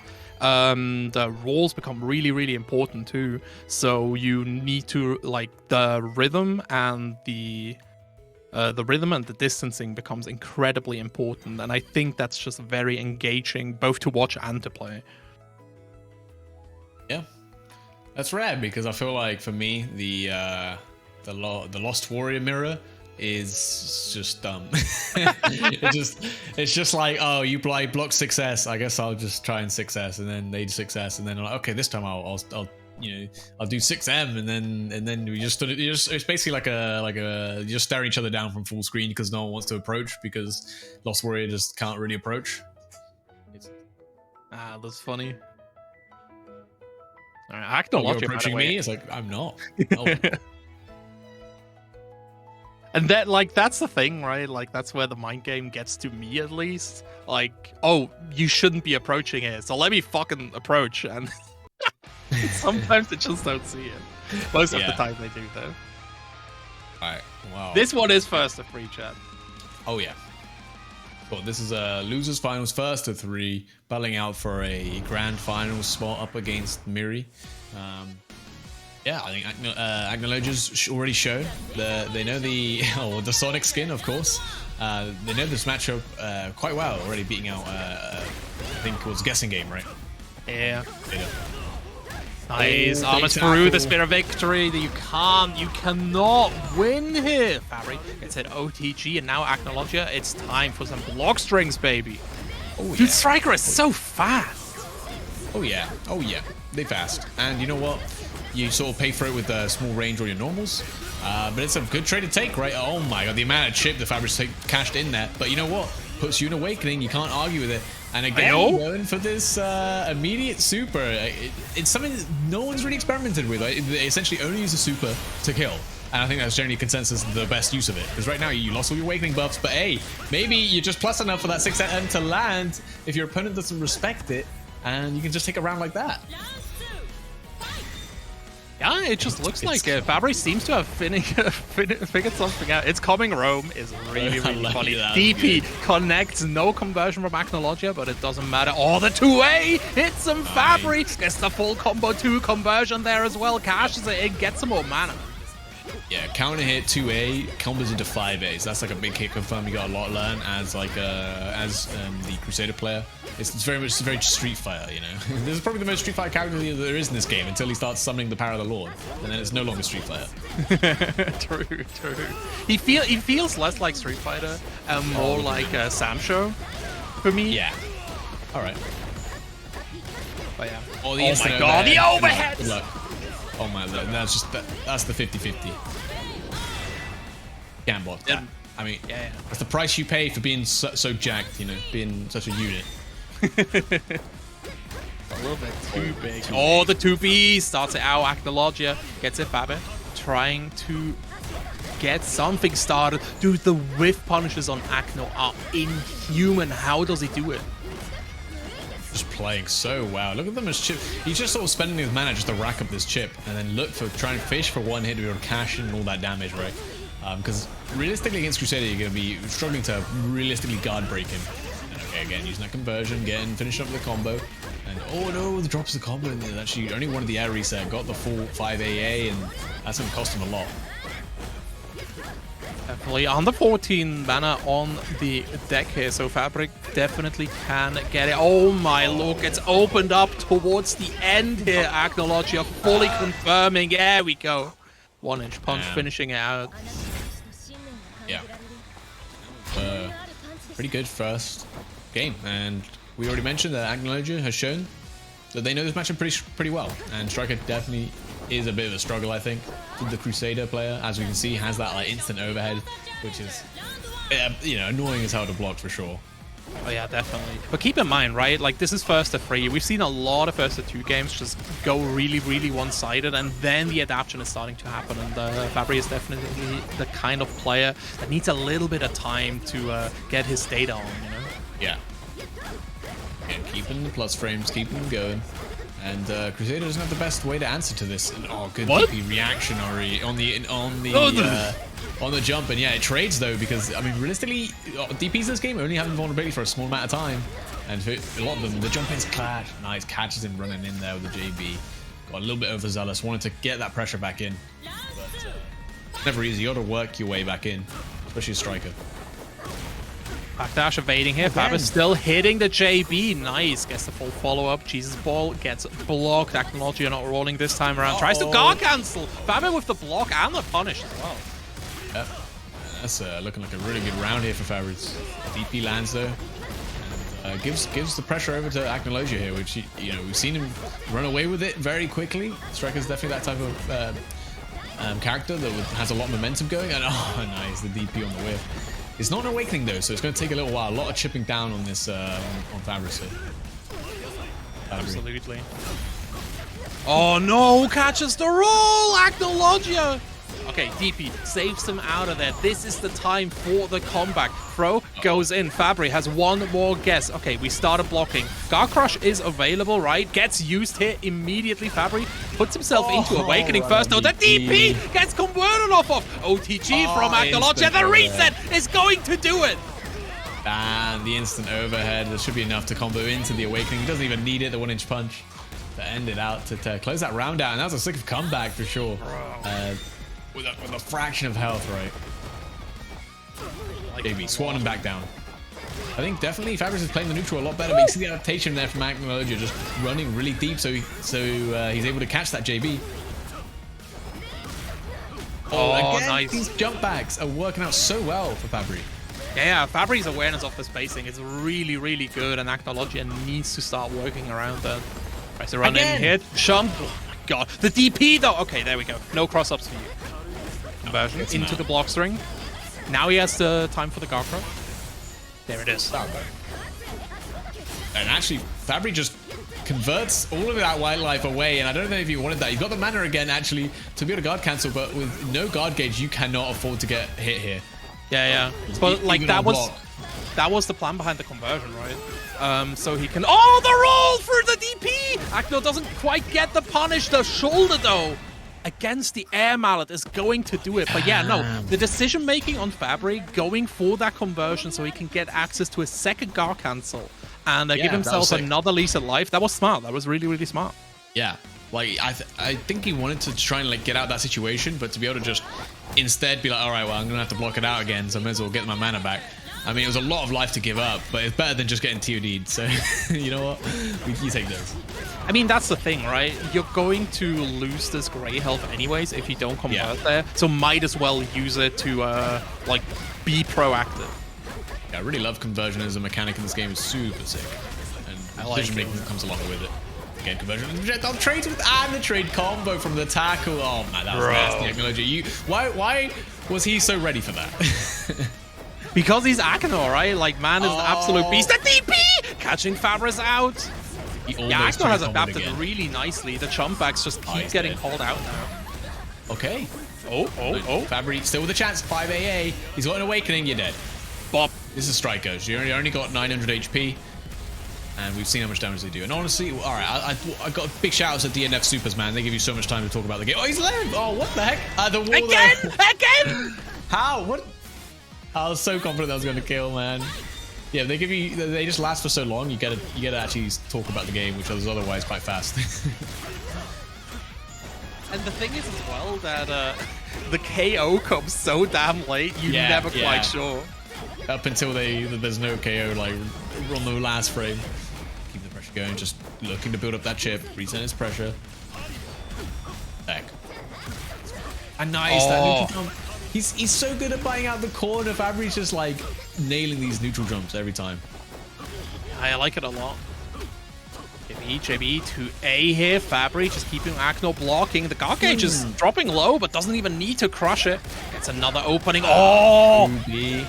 Wow, that was an insane call out from Acnologia, knowing that Fabry was looking for the shimmy to close the round out. Oh, it's over. Oh, that's up. That's gonna be the round. It's not over yet, obviously, but that's gonna put Acnologia onto set point. And I mean, from that round was all Fabry's, right? Yeah, Fabry, he could have taken it, but Acnologia's defense was just so good. Yeah, he was just too slow, you know. Can't catch him. the classic, you know, Street Fighter right there. Someone goes to shimmy you. How do you beat a shimmy? You hit him low, and that's exactly what Acnologia did. 1,000,000,000%. Tackle, I mean, why not? It worked out. Big with the punish. Oh my god, Acnologia had so much momentum on that DP just because he was running so fast at him. The DP just crossed up Fabry and he didn't get the punish. What's really weird? Well, you know, we work with intentionality here, so we just assign intentionality on that. So Acno with the genius setup, DP in that situation, in this economy. All right, okay. My god, Acnologia tried to get the DP to trade, but luckily Crusader's DP is armored. Uh-oh, back throw. Okay, Fabry still got a chance. It's an awakening.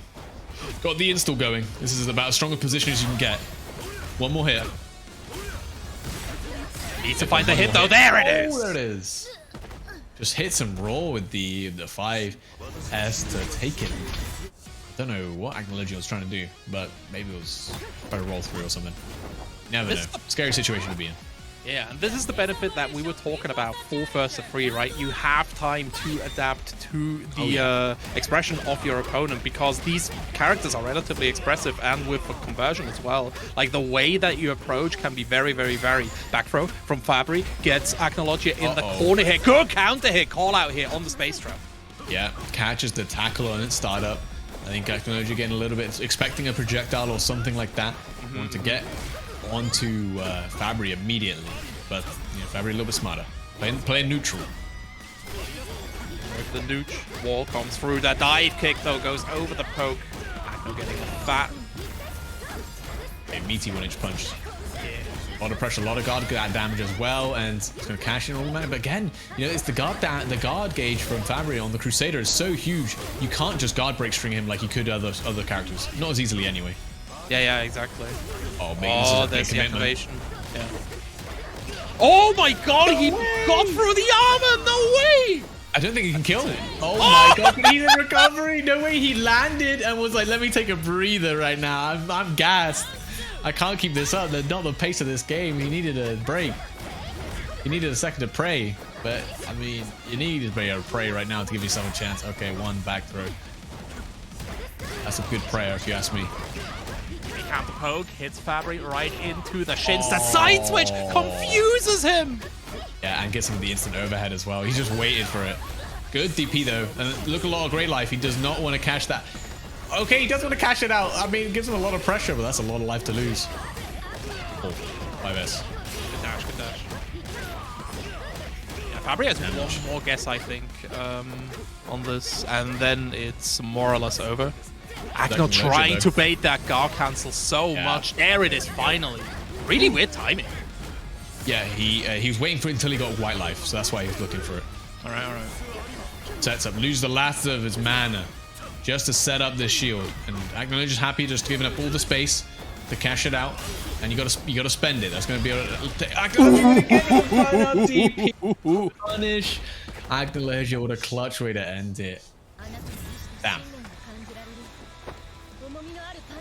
Nicely played here. Like, that's such a risky call-out roll into DP, but it worked. Acnologia did not have the patience to wait that out and just hit him in the exhaustion. He just wanted to get this over with. Well played.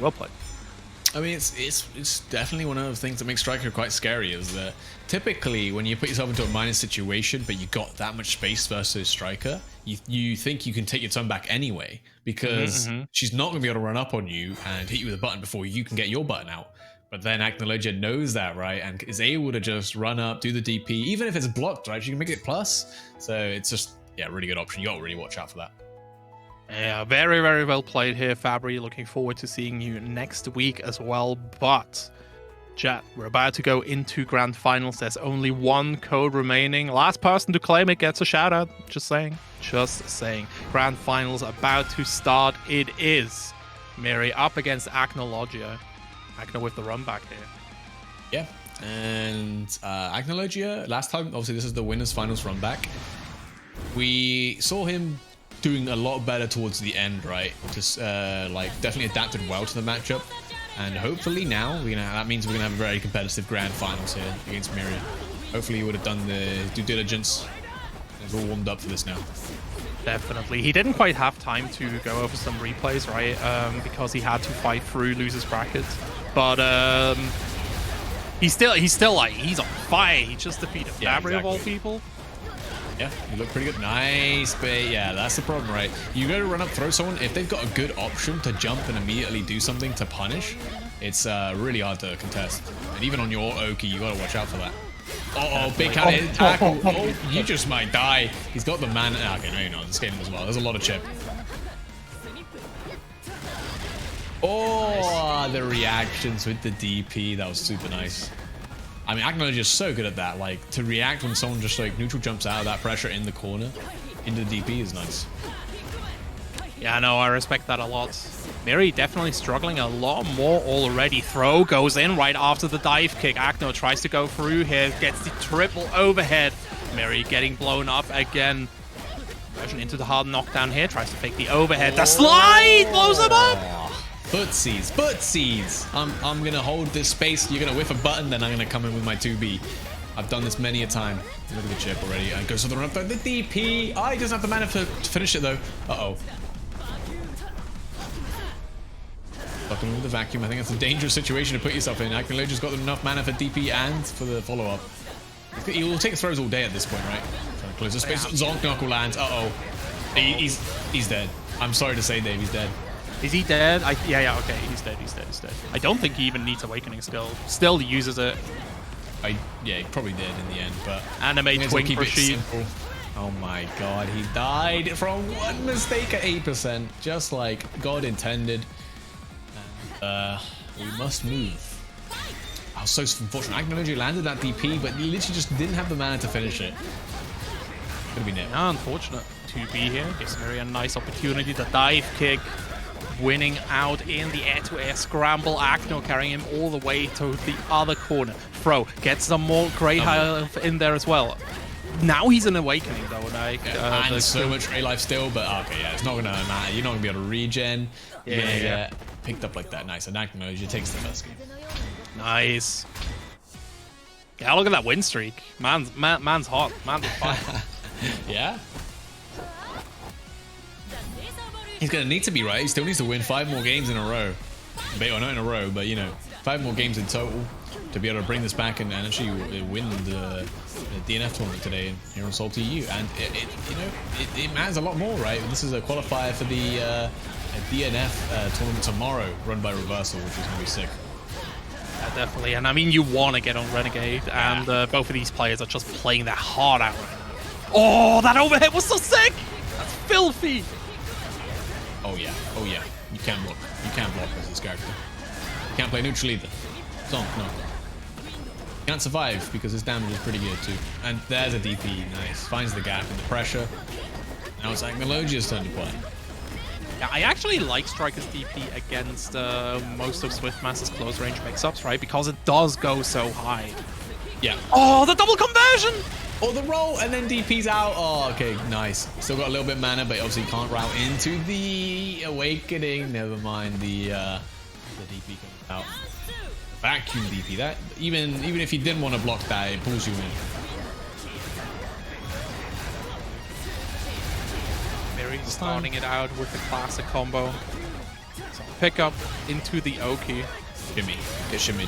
Yeah, pulled him in. Went in for the JS just to finish it. Look at this round. That's going to be a perfect KO to take the second game. And yeah, that was some good adaptations from Mirri. But to be honest, that's just a matchup versus Swiftmaster sometimes. You know, you get hit a couple times, that can be it, right?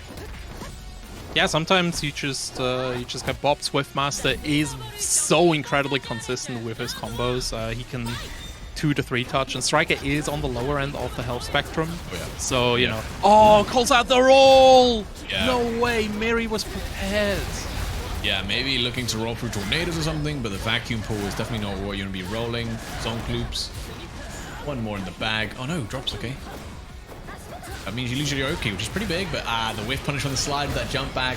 JB, that's super nice play there from Mirri. Big shout outs to Maho Shoujo, my favorite magical girl, to claim the last coupon, by the way. Let's go. Oh, love me some Maho Shoujo. BB players are good. Definitely. I mean, isn't Mirri a BB player? I do not know. If they are, I've not seen them. Definitely feels like one. Well, because they play in Swiftmaster? Yeah. Guilty Gear player, alright. Cheers, man. Ah, good. Yeah, alright. Right. This is a good, wow. Mirri already taking that first round, and pretty much looking to take the second one already, setting up the Oki. Good DP. Obviously, the best thing about Striker's DP is that it's her turn, right? A lot of characters have DPs in this game, sure, but it kind of resets back to neutral. Striker's fortunate to have one of her strongest things, and the stagger pressure to 5B opens them up. Nice, that's a lot of chip to cash in on. Not going to be enough to kill, but it's going to set you up to maybe in a guess situation with the throw. You haven't seen too many DPs from the side of Mirri right now. Oh, that side switch! That cross under was so filthy, Acnologia! Yeah. There. In the block string, just punishing a little bit of laziness from Mirri. Not even laziness, like you need laser focus to just deal with everything that Acnologia has on you. Like it's not laziness if you like lose attention for half a second and get blown up by the demon that is Acnologia. Yeah, nice, bro. That song, yeah, I mean, sure, why not? A lot of people, they don't really have pressure full screen after they throw you, but luckily. Swiftmaster's got the Zonk Punch, so he has that full screen presence all the time. Near full screen. Ooh, he whiffed it, luckily had conversion to save himself. Okay, I mean, Acnologia is... Oh no! The drop! That's heartbreaking right there. Could have started to mount a comeback. I mean, even with a Pixel life, you could see how much damage Striker does, so... could have done it, but small drop. That one hurts. I don't quite understand the decision to match there, but you know. I'm not in grand finals.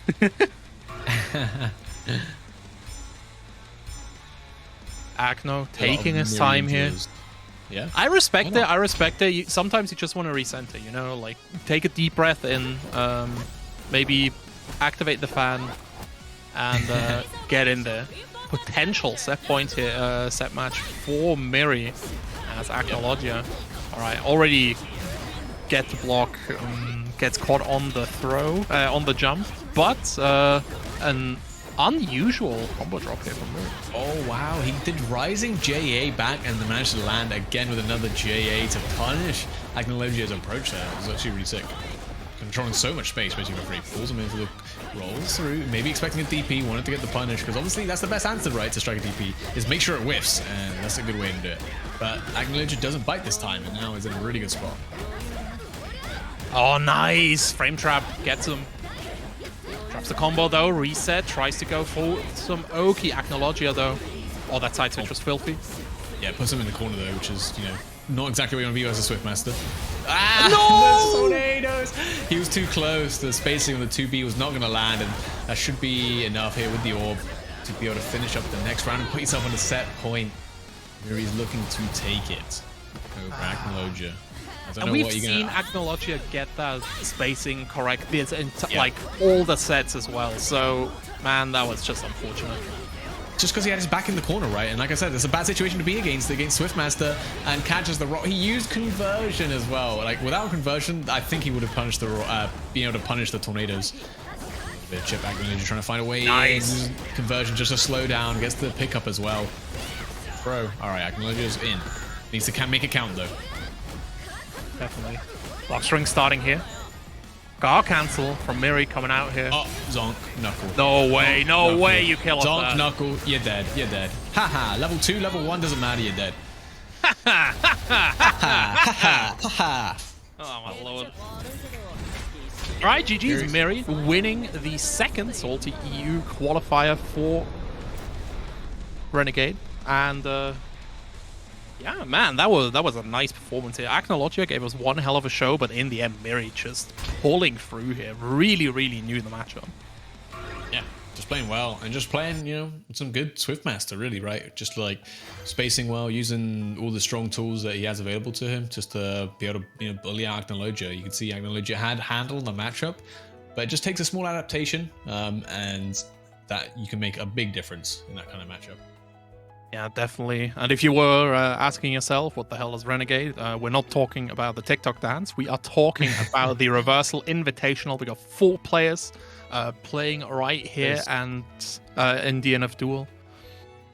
So you see right there, Mystic and Cax are the first 2. These are, I believe, Mystic either invited or just because he won the SaltyEU bracket, the first one, and then Cax won the second one. And now there's going to be Mirri in there as well for winning the third one. I think the 4th slot is an invitational slot, so don't know who's going to be in there yet. Maybe one of you guys in chat. But ask real nicely, I'm sure, and play some good beat DNF because they'll be looking for that. So it's going to be essentially a long bracket of the best, which is going to be so sick to watch. Yeah, and it's just really fun. Like, I really like invitational tournaments because it's just a different atmosphere, right? Like the big open brackets, they're fun, they're cool. But like the invitationals, it's like the best people just clashing against each other. It's like if you play with like army men or you play with your action figures, right? Like that's the big difference. Yeah, Rexu is the invite. Damn, he's spoiling us already. True. Can't wait to see Mystic 7-0 you, man. Good luck. Yo, GG's. Hot game. But yeah, make sure to tune into that. I think that's tomorrow at 19:13 CEST over on twitch.tv/reversalgg, the premier home for FGC content in EMEA for the coming months. So make sure to drop the follow that you get the notification. But this is the end of our tournament, and I don't know, man. I really enjoyed being on the microphone with Lazarus. If people want to spend more time with you or your opinions, where can they find you? They can find me at UI Lazarus. I got it right this time, and it's right on the screen, so I didn't get thrown off. Right, we managed to get that changed. So yeah, at UI Lazarus. That's my Twitter. That's where I just talk about fighting games, other things like that, a little bit. That's basically what I'm doing right now. I mean, if you like DNF, you like plenty of fighting games, I'm around commentating them anyway. Something I'll be focusing on. And yeah, so yeah, go check me out, give me a follow. Fighting game opinions, maybe not. They're opinions for a reason. But yeah, what about you, Dave? Where can they find you? If you enjoyed my babbling, I'm available over on twitter.com/SaltyEU. I also stream regularly. Mostly DNF Duel at the moment, but from time to time some single-player games. I'm looking to get back into Legends of Runeterra as well, new patch coming out. So, there's some content there for sure. You can find me at twitch.tv/JustDaveEU, or you can just visit my website, justdave.eu. But with that... websites as well? Damn. Bro, we got them. It's fucking sick. Big shout-outs to OKK for designing that website. It's so good. So pretty. All right. Well, I guess that's it. I don't know. I don't have much more to say. Sometimes I make a tab 8 image before, but to avoid the Twitter discourse live on stream, and not because I forgot. I haven't made it yet. So yeah, I hope everyone enjoyed the tournament. As you can see, I think first to 2 is the go-to, right? We stream like the same amount as we normally does. The tournament took like 3 hours. I think that's pretty good. I think it shouldn't, take much longer than this, realistically. But as always, if you're interested in joining any of our tournaments, you can hop on over to our Discord. Tomorrow, we will have our weekly Guilty Gear Strive tournament. So if you're playing Guilty Gear Strive, that's a good way to join. As long as you're in the EMEA region, you're good. On Tuesday, we have is it BBCF or Melted Blood this week? I forgot. BBCF. We have a BBCF tournament on Tuesday. On Thursday, we have a beginner bracket for Strive. On Friday, we have a DBFC tournament. Saturday, we have KOF 15. And next Sunday, of course, as always, DNF Duel. Now, I'm going to send you guys over to Not Pichu, streaming some Inquisitor Gaming. He doesn't have a mic, though. So I would like you guys to... just say "where Mike" in chat like this. Where Mike, like this. Alright, that's funny. We can all do that. Yeah, let's do that. Do it. Anyways, yeah, I hope you all enjoyed. Obviously, as always, any follow to the channel, so on and so forth, is definitely appreciated. We also now, finally, I uploaded a video to YouTube, so now I kind of have to do it because I did one. You can catch the top 8 of our first DNF Duel there already. The VODs from this one and a couple other tournaments is going to go up probably before Tuesday, I'd say. because I was planning to do it tonight. But who knows? Who knows? I'm a flaky guy. Anyways, that's gonna be it. I'm gonna see you guys tomorrow for some Strive. Have a good one. Peace out. Yeah, I'm gonna upload the non-tab stuff as well. Yeah. That's what I'm gonna do tonight. Anyways, later. Peace out. Bye. Moved for far too long.